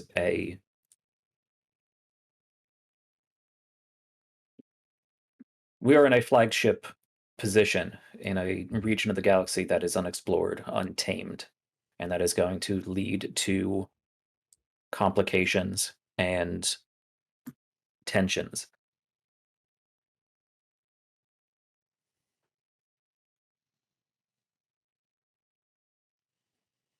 Mhm.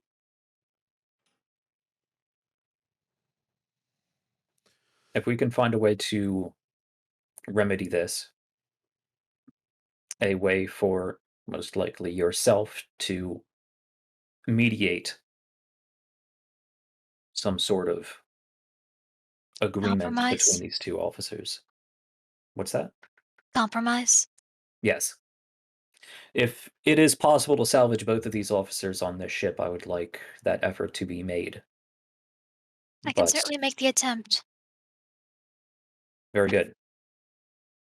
But but I you will will not. need to consider the disciplinary measures that I recommended. Yes. To that note, Lieutenant Jissha Shijin,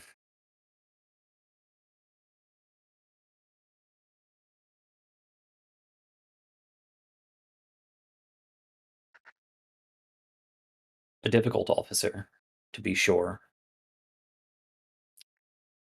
but one of the most skilled pilots we have.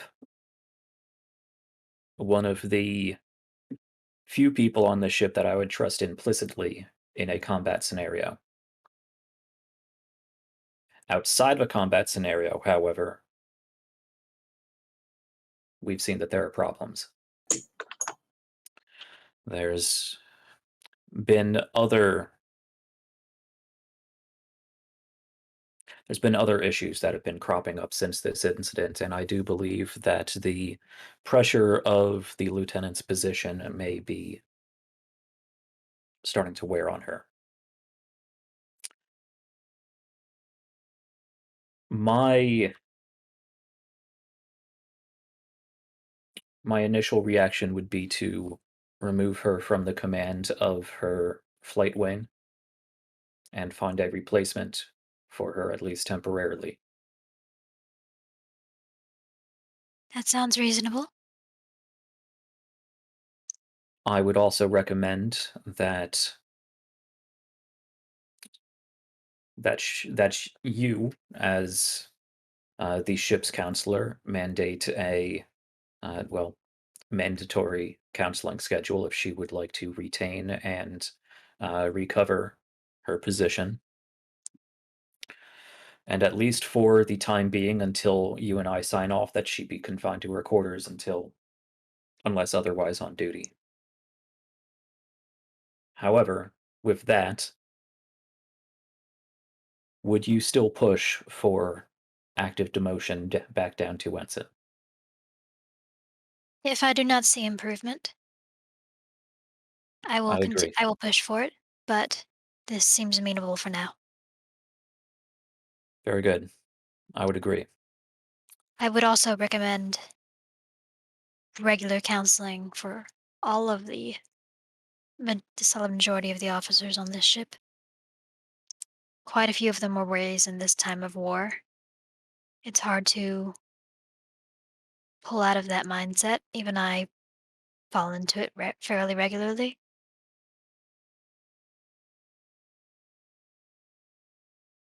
There are, of course, the usual protocols for counseling and mental health services that we all abide by.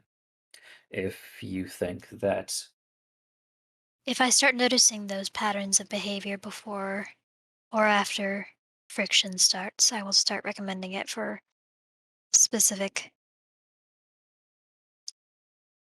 people on this specific crewmates. But I would also recommend it for you. I have been maintaining my own regiment of counseling services. I'm sure you can find records of that with our doctor. All right. I won't push it on you. Just to be aware my office door is open. I will keep that in mind. I will leave the scheduling to the rest of that for the greater crew, to your own position both as XO and as counselor of this ship. Keep me apprised as to who, if anyone, may need these services, but I would like to prevent. I don't need the officers on this ship to be second guessing themselves, to be doubting themselves. Of course.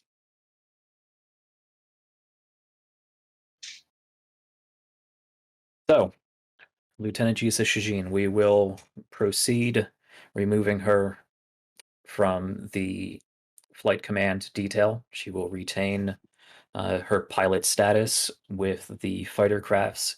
We will find some replacement for her in the interim. You can write up a mandatory counseling session, and we will confine her to quarters until improvement is seen. I believe that takes care of the Shijin part of this equation. What of the Nayat part? of this equation?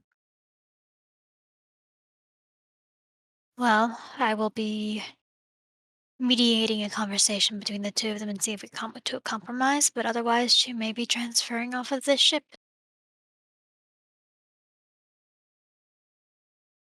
That is a choice that she will have to make. I would like to extend. I would like you and eventually perhaps myself to extend a welcome onto the ship with the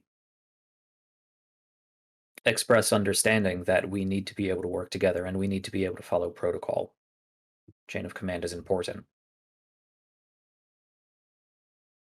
Would you agree, from your own perspective, having come into this issue far afterwards, would you agree that there was ample evidence of insubordination on her account? Yes,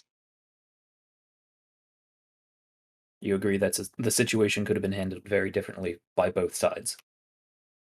yes, I would like to see that they are both treated as such. of course.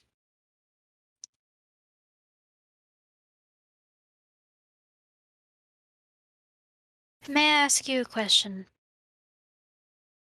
Of course, Not regarding this. proceed. May I put my counselor's hat on for it? I suppose, but I don't have a couch to recline on. It's quite alright. We can do this standing. How are you feeling after that mission?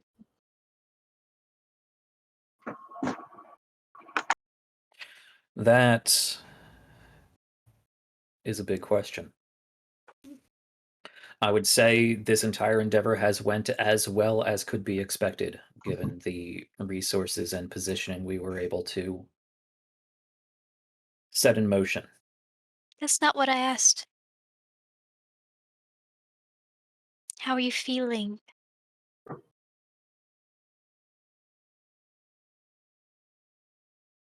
The ship held together and the crew saw to it. I suppose I feel some measure of pride in that accomplishment.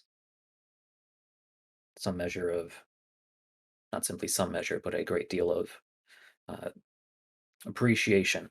And I'm glad we have the crew that we do, and they performed well. That's meaningful to a captain. It makes me feel good.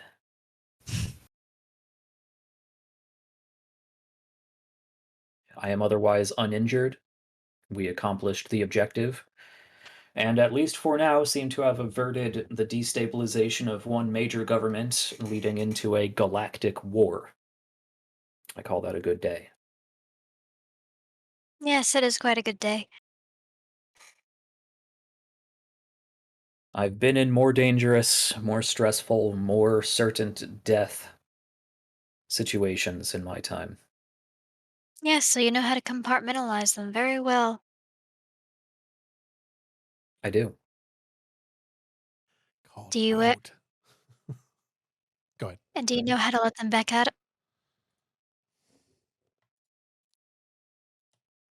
They can't stay in that box forever.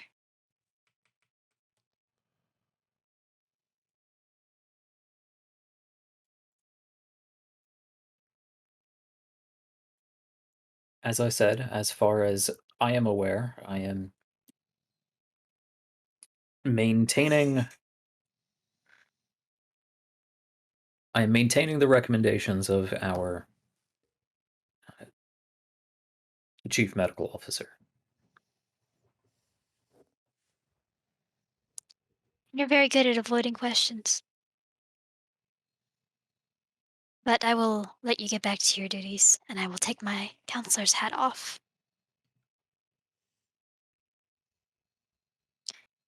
If I may, Captain?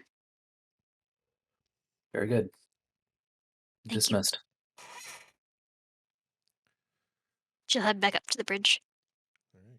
if he wants to do more walk-arounds. Right. Did you guys want to have out the conversation with Jissha? I don't know that needs to happen necessarily. I think the demotion happening is, or not demotion, but the relief of duty doesn't necessarily need to happen unless you guys really want to have that scene. I think that would be more interesting if we have the fallout of that between Jissha and Delphine. Yeah. So post, basically move on to it's already happened and Mhm. that conversation. All right. Yeah. Is there anything anybody wants to do before that scene? Because that sounds like a pretty heavy scene. If anybody wants to do anything before that, I know Koba is headed off to the station to have some party time. With that, let's go ahead and have the scene. I think we're going to do is Kendall, the character, not the player, and Delphine, the character, not the player. And where do you guys want it? Where do you want that scene to happen? I definitely picture it at Dasavi's quarters. Okay. Dasavi, not Delphine. What's that? It's Oh, a I grabbed it. Dasavi, not Delphine. You're all the same person. Well, I mean, That's Kendall and Delphine are definitely played by the same person. yes. I don't know what you're talking about. Koba and Coaster have two very different names that could never be mistaken for each other. I have the right two characters sitting on the screen. So that's what I cared about. All right. So with that, let's go ahead and Dasavi, it's been a long day. You've been doing a lot of working for the last 14 to 16 hours or so. Battle and doing all the things. You've gone back to your quarters. You've gotten a little shower in, a little sonic shower, getting ready to settle down for maybe a late night perusal of your paperwork or reading or whatever you're going to do. When there's a chime at the door. Enter, and as you come in, the room is lit well enough to read by, and there is a pot of clearly brewed, not replicated tea with a nice set sitting on the table in the, as it were. There's a senior officer's quarters. I actually had a thing for that. Look at that. Look at that. I wish I knew who these came from. I do want to give thanks to whoever made these. Unfortunately, I don't know who it was. So sorry. Whoever you are, if you're watching, They're amazing. They're all amazing. there. Aren't those for the USS Thurgy? Isn't that the? That may be true. So thank you to the USS Thurgy or whatever it is. I stole all your stuff, but there's no names on it. So anyway, So at the door is Kendall Oniet, except instead of wearing her standard red and black, or I guess we're wearing the gray and black uniforms. Instead of wearing her standard uniform, she is wearing a jewel colored topaz jumpsuit in the Beta Z style. And she's got her bag slung over her back. Dasavi is dressed in something comfortable and flowy and nightgowny, bedclothes-ish looking. No? Hi, Mom. You have a second? We need to talk. Of course. Come in. She pours a second cup of tea. I had a conversation with the new XO, Commander Brooks. And I think I decided that Starfleet's not for me. Maybe I was too optimistic to think that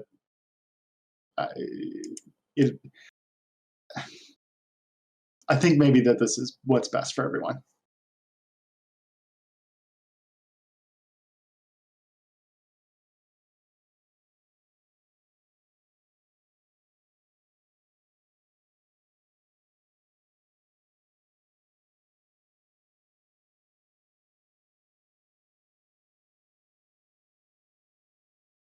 Mom, you've got to say something. The silence is killing me.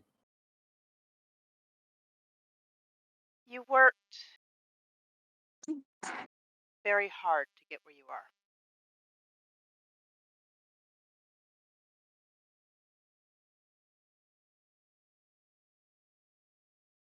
What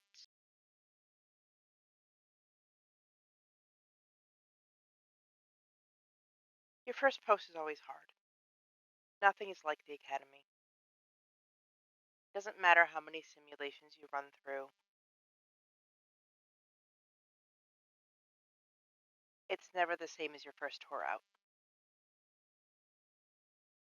I could give you the big grand speech about stick it out, you'll get better, you'll find your footing. Believe me, Commander Brooks already gave me that speech. I imagine she did.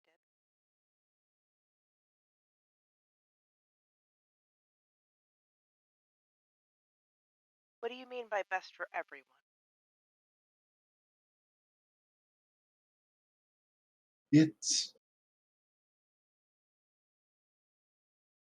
Maybe it was never a good idea for me to serve on the Europa with you. And I don't mean to say like you've done everything right, but I don't know, maybe people shouldn't serve with their parents, I guess. Serving with family is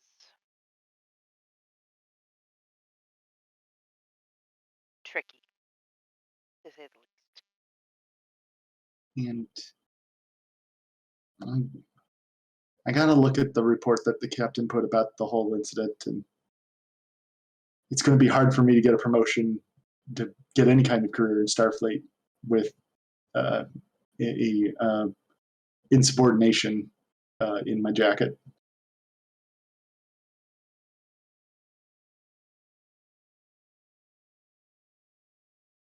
Yes and no. It was your, if not first, one of your first away missions. It was very unique circumstances.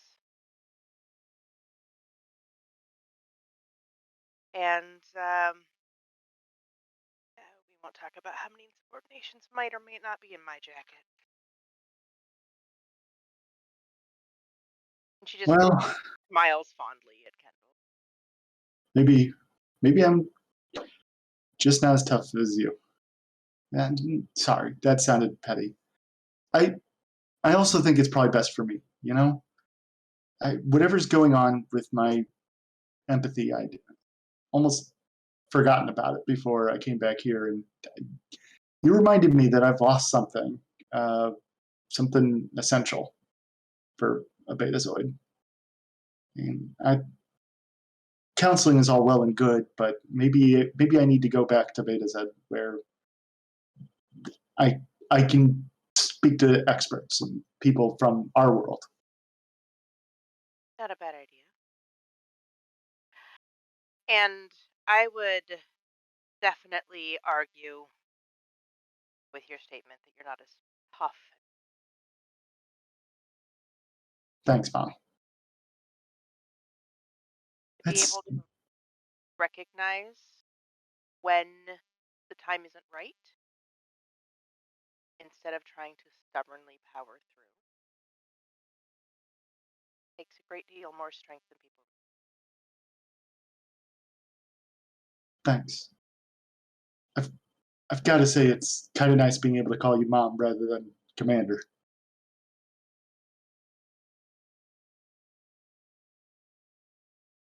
I don't disagree that it's easier to not have to navigate which hat I'm wearing and to be able to just talk.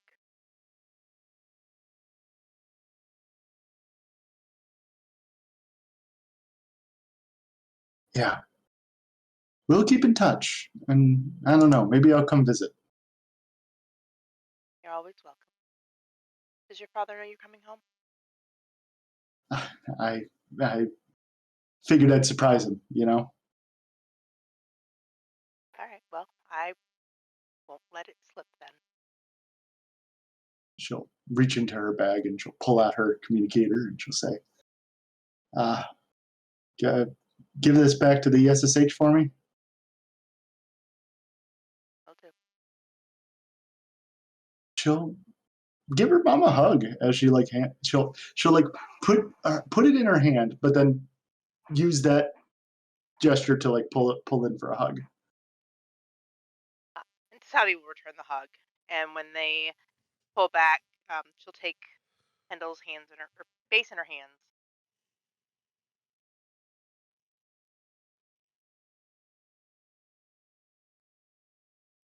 Whatever you choose to do, whether you come back to Starfleet, you stay on Beta Z, you whatever. Know that I will always be present. Thanks, Mom. I love you. I love you too. That seems like a good place to wrap up the scene. All right, let's go to Kendall. Not Kendall. We did that already. Shut up. And Jissha and Daphne, having already heard of the things that are progressing, where do you guys want to have that conversation? Fiend's quarters. Okay. Sure. I think. So after, like, when we're off duty, I would say that Jissha just walks into Daphne's quarters and just throws a pad across the room. If you break that, you're picking it up. Yeah, I'll pick the damn thing up. Come here. What's wrong? They took away my flight crew. They took away my wing. You put that wing together with your bare hands. There wouldn't be a wing if it wasn't for you. No, there wouldn't. I duct taped wings to those bozos. Well, did they take a pip?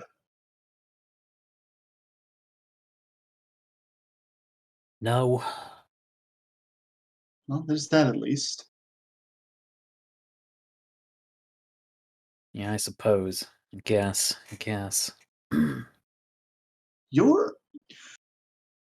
Jissha, you'll earn it back. There is nobody in this ship who is half the pilot you are. Yeah, I know. So who's gonna command these idiots? If it's not for me, they'd be flying into asteroids. You are so attractive when you're confident.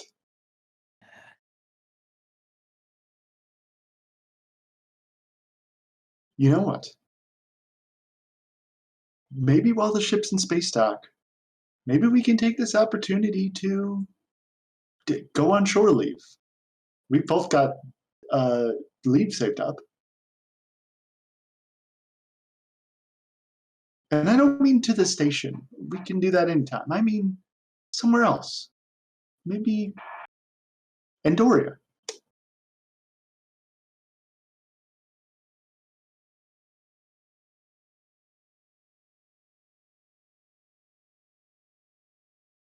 Yeah, I guess. If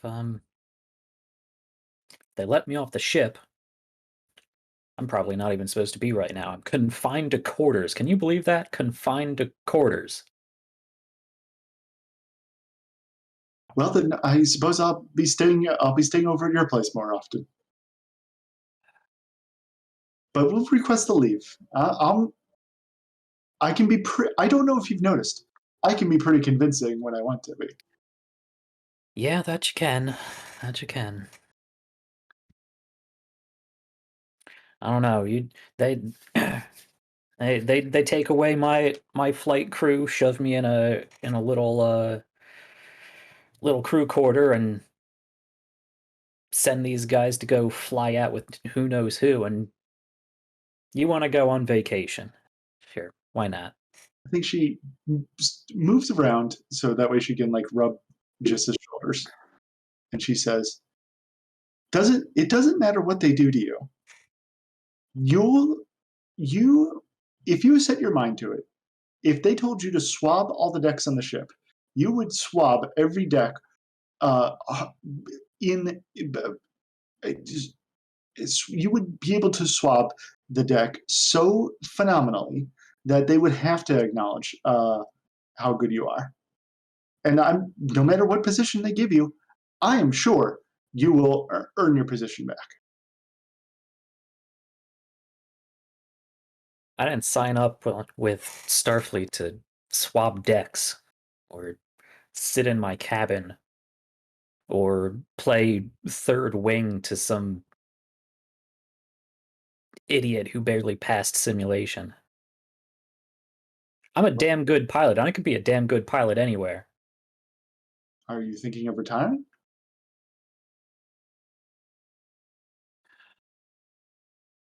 No, not retiring. Certainly not.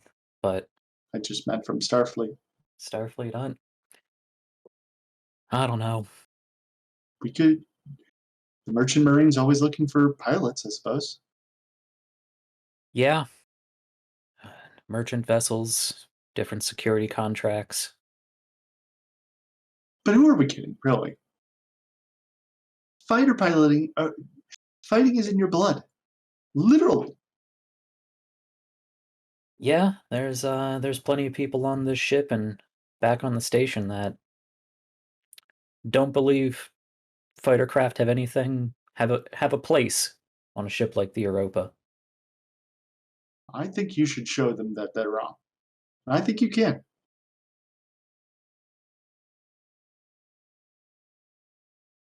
Yeah, well, at the very least, I gotta make sure these guys don't fly into each other. They would be lost without you. Who's going to lead them? Hotjaw? Yeah, right? Hot jaw. Ah. The only thing he's good at navigating is his face into the deck plating. They'll give them 2 weeks in the command of the squadron, and they'll be begging you to take over again. I promise you.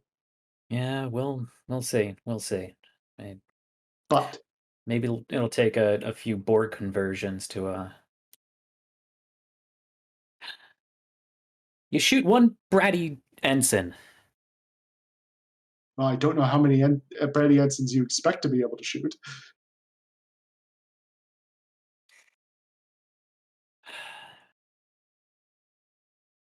In any case, I'm afraid I'm going to have to insist on that vacation now. We both need that. After all we've been through with the Europa, Yeah, yeah. If we can get the time off, I can show you how to properly throw yourself down an Endorian mountain. I would love to see that. We'll see if you're singing the same tune when we get up there. Delightful. All right. But I fly. I wouldn't dream. All That seems like a place to wrap it up. Good place to stop. Does anybody else have anything they want to do, or we jump into the final scene here? Ken, we got anything you want to do? Dasavi, got anything you want to do? All right.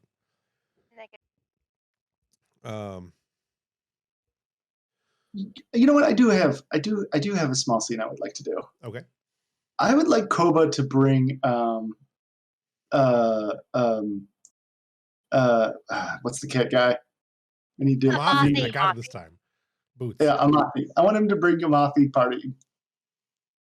Just a small scene of us going to party on the station. Okay. Okay, he'd enjoy that. Perfect. Perfect. Amathi, the party cat. I'm sorry, is that racist? I didn't mean to be racist. I can't tell at this point. Just raises his glasses and tail. So, how is your first tour worked out? Pretty well. My fur hasn't been burnt yet, so I'm excited about that. Always a happened to- plus. Yeah, that happened a couple times while I was at the academy. Don't ask how. It's no. he'll take a drink and push it in front of you. No, you'll tell me before the end of the night. I'm going to find out. It'll take more than 2, let me tell you that. Barkeep! 5 more. I think that's a good place to wrap it up. I didn't have too much planned. All right. So with that, Ambrose, going to her quarters, or are you waiting for her to come to your quarters? I assume either one works for me. She would come and see you, or you can go and see her.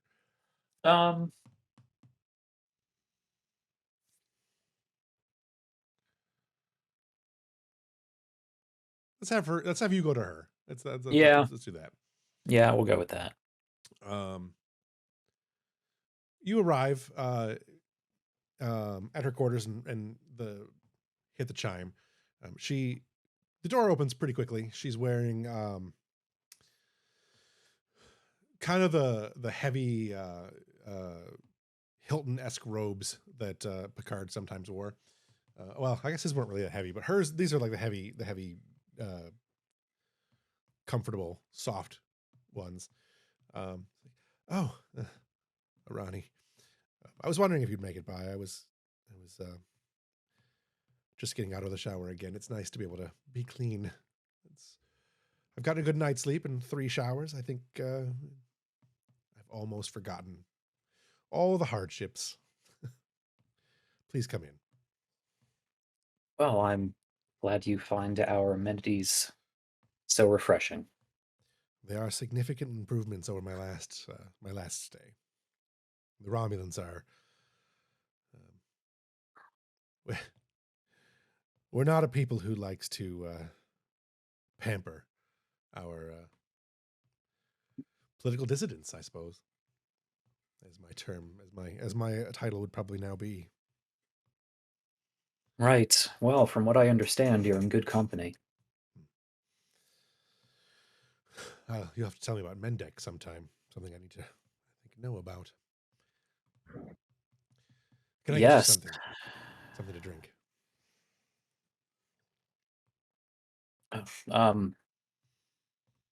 She gestures to a blue bottle on the counter. Your replicators aren't real good at Romulan ale, but it's a almost decent approximation. That'll do. She pours you a very tall glass, and then pours herself a very tall glass, drinks it, and pours another very tall glass.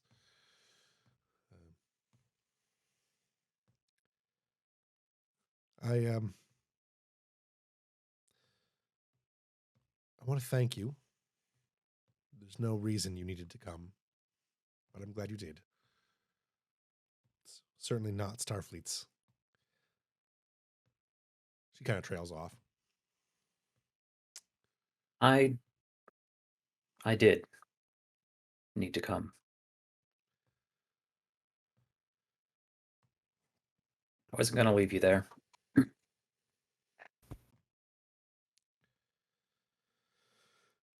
And don't think I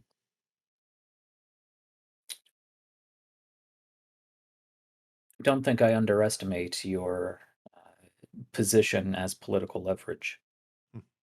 I may not understand the Romulan Star Empire as much as a native, but you're an important person, Toshari. Yes. I suspect you've discovered a few things.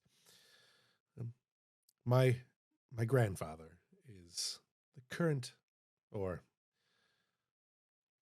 I don't know if he's still current or not, but the Praetor. Depends on who you ask, I suppose. It depends on how fast Sela will move now that I am free. How much she thinks she can handle Mendek. But that's... My grandfather and I were very close when I was young. The position of Praetor isn't hereditary, but it does tend to follow in a particular line of families. There's a lot of political infighting. There always is with the Romulans. I think as is true of nearly any massive organization. I know the Klingons have their moments. The Federation isn't immune from it either, but my grandfather... As much as we claim otherwise. Yes. My grandfather taught me a great deal about everything. After my parents were killed by the Tal Shiar, he essentially raised me. He used to tell me a story, sing me a lullaby, as it were. And she kind of heads over to the to a replicator and pushes a couple buttons, and the low in the background of the room, the music that you've been hearing over and over and over begins to play very low, and it's in a Romulan language. It's sung in Romulan. It's a story about a Mogai. I don't know if you know what a Mogai is, but a Mogai and a Thry. It's a large bird and a small, fierce predator, like a badger, perhaps. Anyways, they live near the Fire Falls in the Decon province. They formed a strong friendship. The story goes that they decided that they should make their homes together in a Ralktik tree. The Mogai built her nest high up in the branches of the big tree. The Thry nestled into the undergrowth in the roots. Together, they each produced their young and shared in their successes, hunted together, but winter was cold, and the waters froze in the area, and the Mogai could no longer fish. Then one day the Thry was out in the range looking for food. The Mogai, starving and in need to feed her young ones, swooped down and seized upon one of the little cubs. And she used it to feed her starving chicks. When the Thry returned, it discovered what had happened and was saddened and grieved for the death of her young one and the inability to climb the tall tree. An adventure cub, she cried out in her sorrow and cursed the Mogai and her betrayal. She takes another drink of her thing and sets it down, and then she sits on the couch. Time passed, and the cold and hunger returned. The Mogai flew far from the safety of the tree to near where the people's village was. While hovering nearby, she saw the villagers cooking some fish on the small fire, and suddenly she swooped down and seized a piece of the flesh and carried it away back to her nest and carried with it a burning cinder. A strong breeze soon fanned the spark into a flame. She stands up and begins moving around again. And the Mogai chicks, as yet unfledged, helpless, were roasted in their nest and dropped down dead to the bottom of the tree, where the Thry gobbled them all up, and the helpless Mogai had to watch. It took me a very long time to take a meaning from the story that he told me.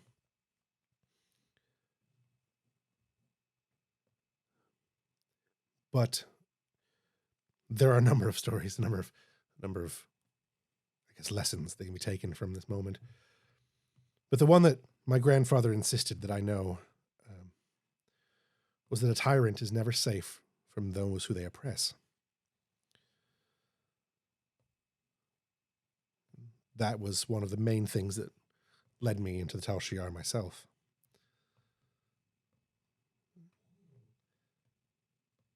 That and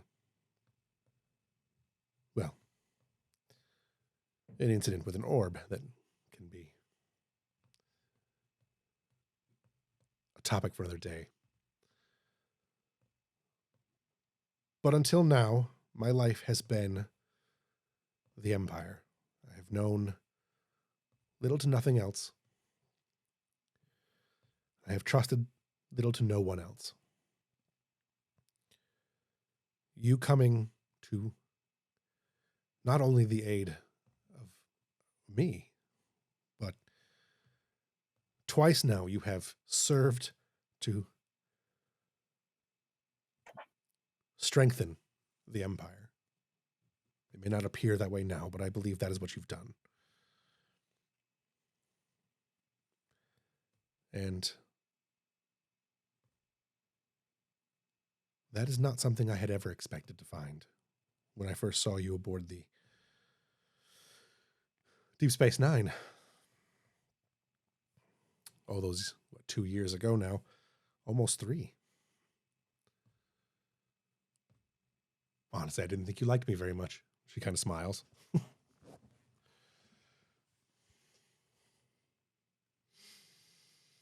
I enjoy a challenge. I cannot, I think, express to you my gratitude. And I cannot, as of yet, fully understand your reasonings or this connection that we seem to have. But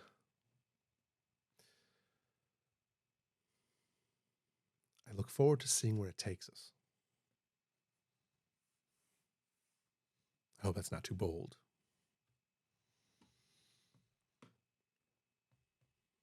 She gets fairly close.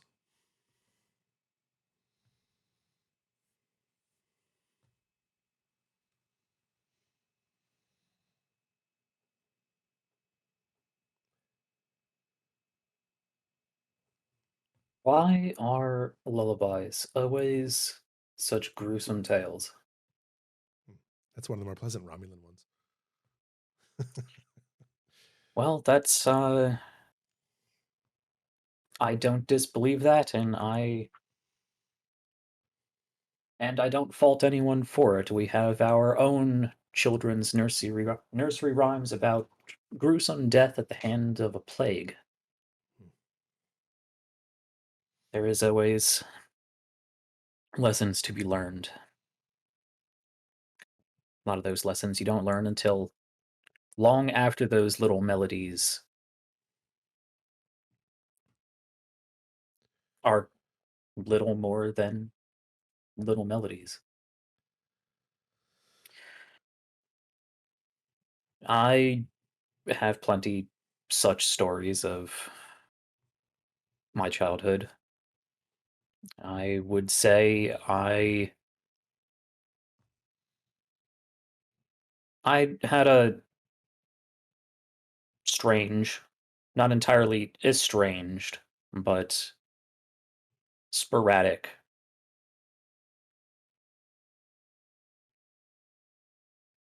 but fond relationship with my own father. He was an ambassador of sorts. This was, of course, before the Dominion, before the Borg. Back when I believed the Federation's greatest threat was your own people. Hmm.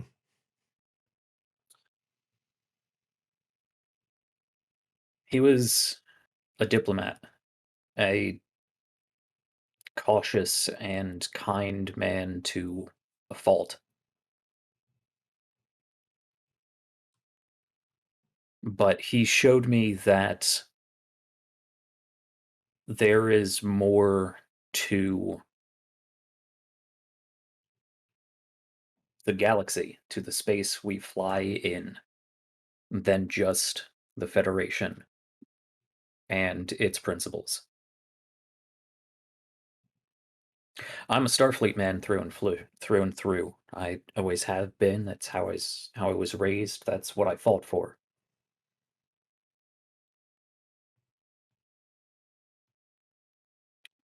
But we're in an era now where we can't just prioritize our own ideologies.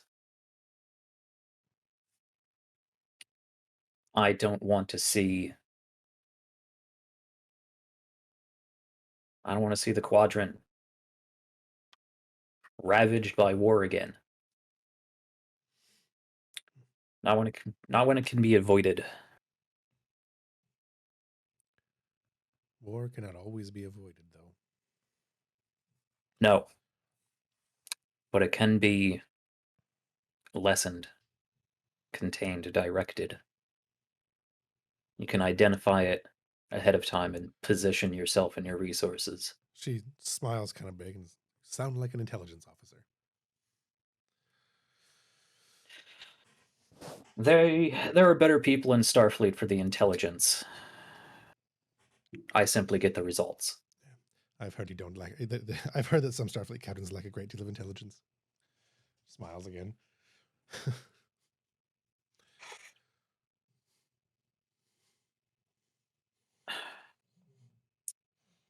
Well, regardless, I think this is just the beginning of whatever this new relationship is between your people and mine. You're Says lean in a little bit closer. You're half Illyrian, yes? Not many pick up on that. I saw the crystal you had around your neck one of the first days we met. Have you ever used it? All the time. It's a full other sense to me. It would be like asking you not to smell. Well, perhaps we should sometime. It's an experience I've never had. This is a fraction of the Kanar crystal. One that, with proper mental discipline, can be used to direct that telepathic energy into something useful. But for the full experience, there is a much larger crystal and a bit of a ritual involved. I, of course, have that back in my own quarters. It's a unique experience. Perhaps Not another time. another time.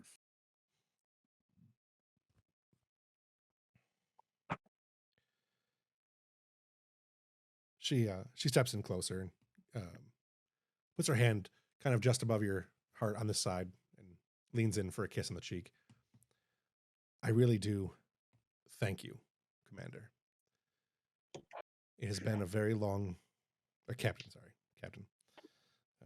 I really do thank you, Captain. It's been a very difficult time, but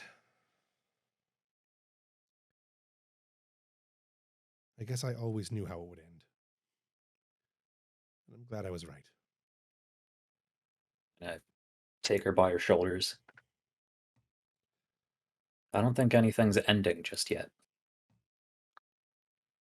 She smiles and leans up for a kiss. And I think that's a good place to end it. Yep. All right.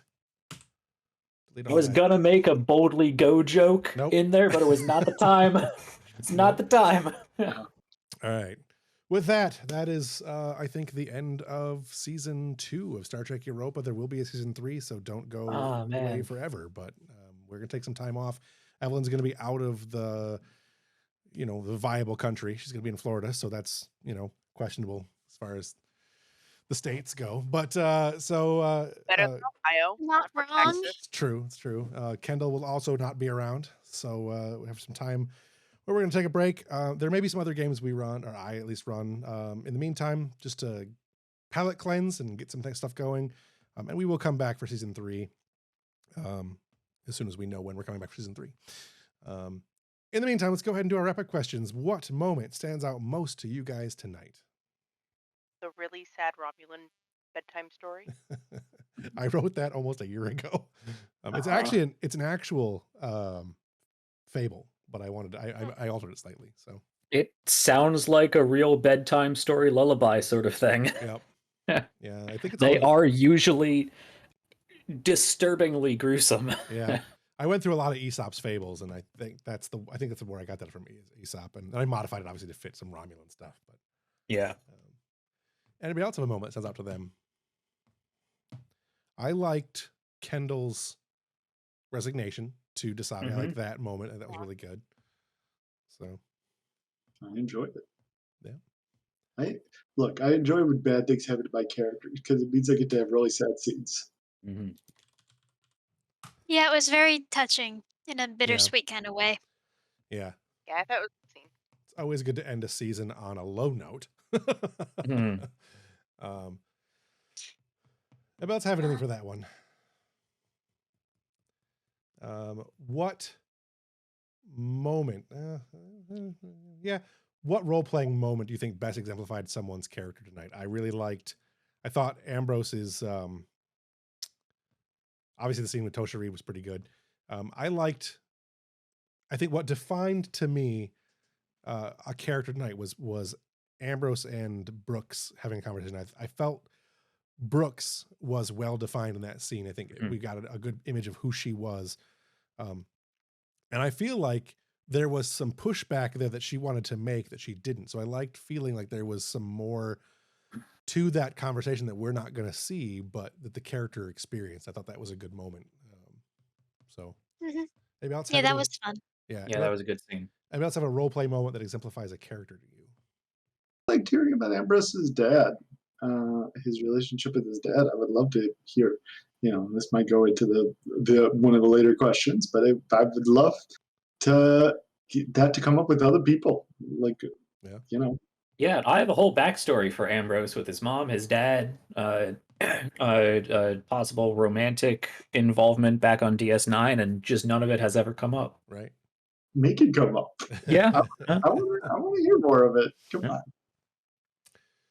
Evelyn, you got anything? Or are you already in Florida? 3 more days. 3 more days. What did 3 you more days and driving through, apparently we're getting a bunch of snow and ice. Yeah, of course. Gross. So, what did you see from another character that you want to see more of in the future, or player? Could be player also. I think I answered that question already. Kind of, yeah, certainly.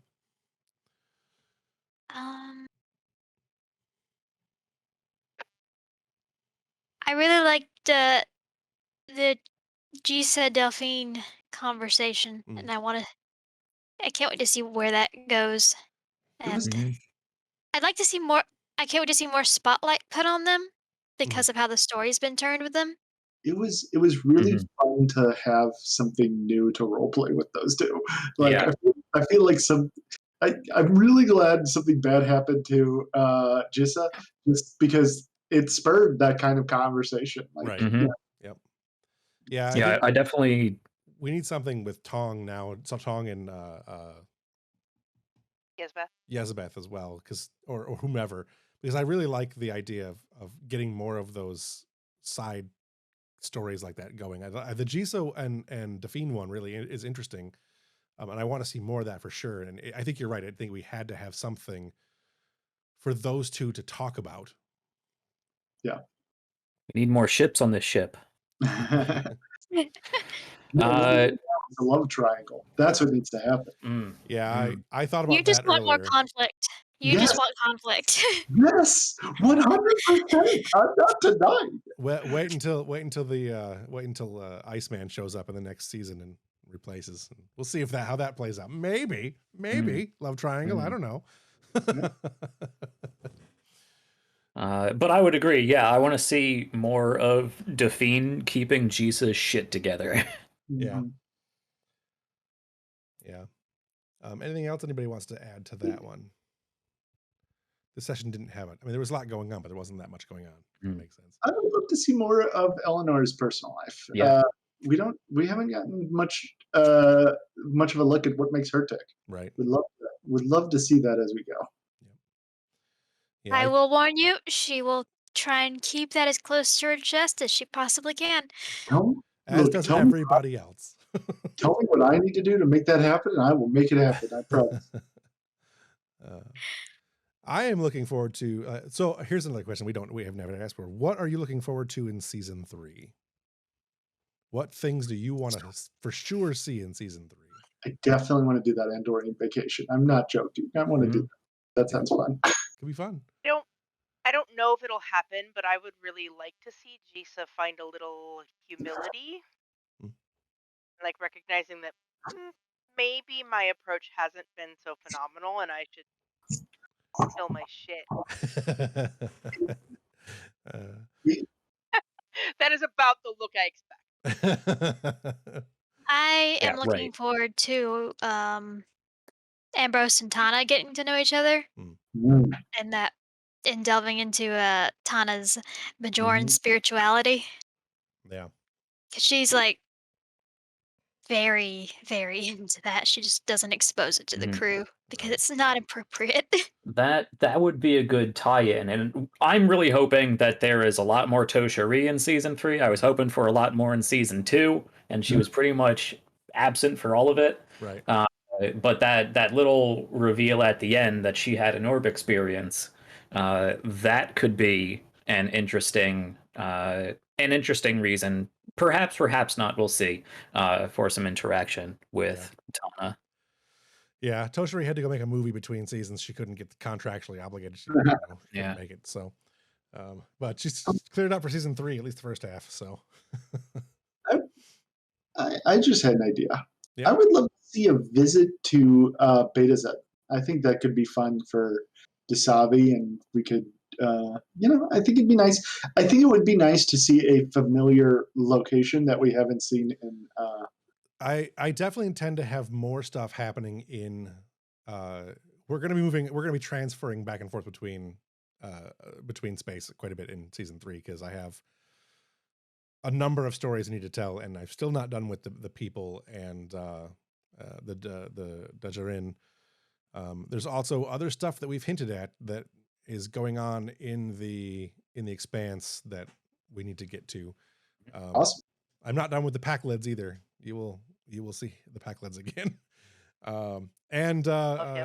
The thing I want to see in season 3, and I don't have any way to do it yet, but I really want to see it. I want to bring Broll back. I think Broll was probably my favorite NPC.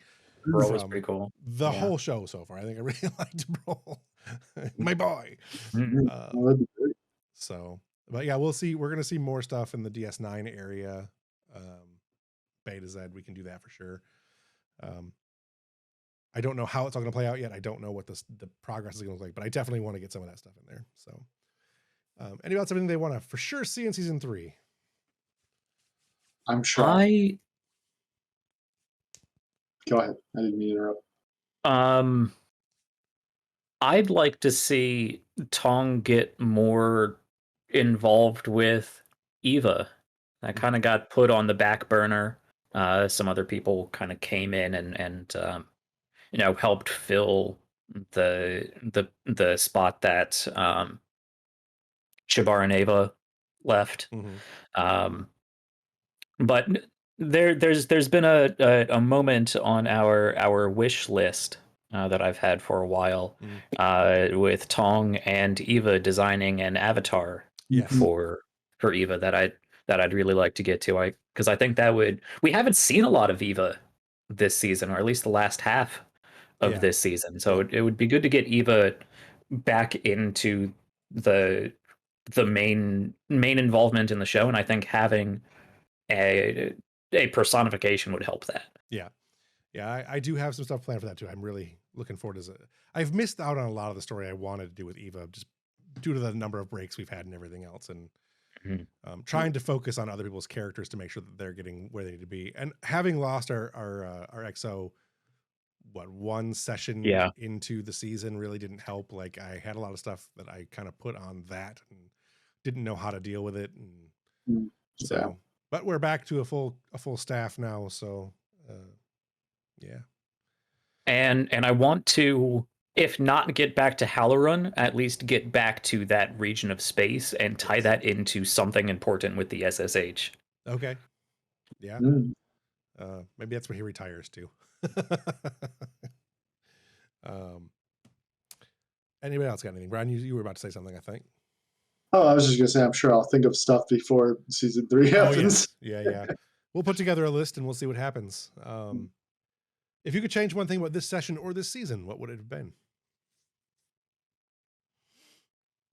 I mean, other than more games played, that clearly that's. Although we had, I think there's 26 total episodes, almost 26 total episodes. But how long did it take? Yeah, it took a long time. More counseling scenes. I look Yes. forward to that in the next season too. Yeah, I want to Mhm. call more people Mhm. out. Those are fun. Yeah. I don't know how to fit everything into the season. I don't know how to fit everything into an episode. There's so much stuff we want to do. It's so Yeah. good. We'll get it all. We'll get it all in there. Just imagining that these are going to be like scenes in between like the big action and Yes. diplomatic stuff so that we can like catch up on the characters. Yeah. Yeah, I think the one thing that I want to try to focus more on for season 3 in my own abilities anyways, as far as how I run the game, is I'd like to find a better mix of scenes, like not a better mix of scenes, but a better flow to some of the scenes. Like we've had a lot of sessions where we've either had a lot of action and story or a lot of character stuff, and we haven't had a lot of intermingling. There's been a few episodes where we did it really well, and there's been a lot of episodes where we didn't do it really well.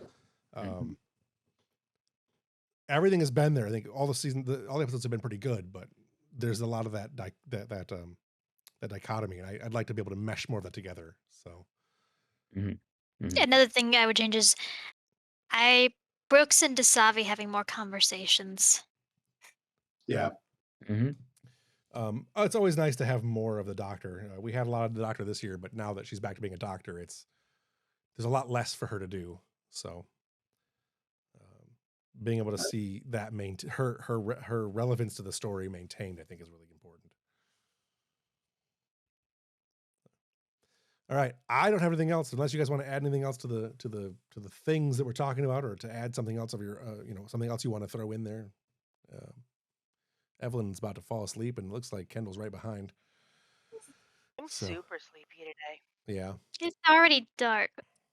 it's been. It's been dark for like 5 hours. Yeah. Yeah, and I managed to stay awake for this long. Yay! So, all right. Well, that is the end of season 2 of Star Trek Europa. Again, we will be back for season 3 when we get some time. We will let everyone know. Stay tuned to this channel. There is going to be a lot more of I'll be doing a lot more shorts on this channel talking about other games, not just Star Trek. We'll talk about Dungeons and Dragons, Call of Cthulhu, Dungeon World. There's a lot to talk about with the current Hasbro crises.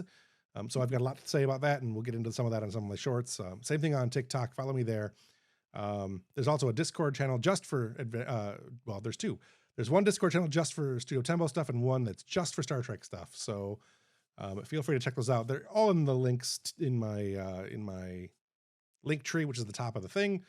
Otherwise, it's Linktree Studio Tembo. You guys can find it all there. I definitely want to thank everybody for coming again. Brian, don't find him anywhere, has been a great. It's been great to have you on the show now for the whole time. I really enjoyed the game you ran. I'm so glad you were able to come. I'm looking forward to seeing you next season. And the geese. I'm looking forward to the geese too. Commander of the Great Goose Army. The Great Goose Army. Yep. Caffeinatrix, you can catch Evelyn over on her stuff with TikTok and St. P by Night. Kendall, you can also find at St. P by Night. I have forgot your handle though. Go ahead, tell us your handle again. Kendall the Elemental. Kendall the Elemental. I did know that. My brain is not working right either. And of course, Jack's got his shows coming up starting 2 weeks. I think it's 2 weeks. The 21st of January. 21st of January. That is not this Saturday, but the following Saturday. Yep, I'll be running Hero Quest at the shop that day. So, but check that out at RPGs Uncovered. Yeah. You know who doesn't care about the D&D OGL? This guy, because I focus on anything but D&D. So if you want to learn how to play a new game, find new recommendations, come check me out at RPGs Uncovered. Yep. We got a lot of great alternatives and more coming every month. Yep. So that's with that. I want to thank everybody who came by the show today and has come over the season, this whole season. We went from, I think, 7 or 8 subscribers at the start of the season to 50 plus now, and that's one season of on Twitch. I am super grateful for all of the fans who come and watch a show and who catch it on all of the other platforms that it's available on. So again, big huge thank you to everybody there. I will be on Continuing Conversations and starting in 2 weeks. We've already recorded the episodes that are there. I will be on the show pretty regularly through probably at least April or May. So catch me over there. It's on my channel. It's right here on Studio Tempo's channel. So with that, I don't have anything else. Anybody want to say anything else? Good. Anybody have their own special goodbyes they want to do? No? All right. It was a great season. You thank the rest of us. I want to thank you for putting on a great season. I know you do a lot of work, not just for your other shows, the rest of your life. So very much appreciated the amount of time you dedicated to all of this, setting up a great story, setting up great characters, being here most every week, so that we can play this awesome game and get it all paced out. This has been one, I say it off screen all the time, but this has been one of my favorite games I've ever played in, with some of my favorite people I've ever played with. This is core Star Trek to me. This is everything I wanted out of Star Trek. So this has been a fantastic experience for myself. So I'd like to mirror that thanks and appreciation to the rest of you awesome cast, and extend that back to you, Jeff, because it has been an absolutely fantastic time. Awesome. Well, on that note, let's go ahead and call it an evening. Live long and prosper. So long, and thanks for all the fish. We'll see you next season. Bye.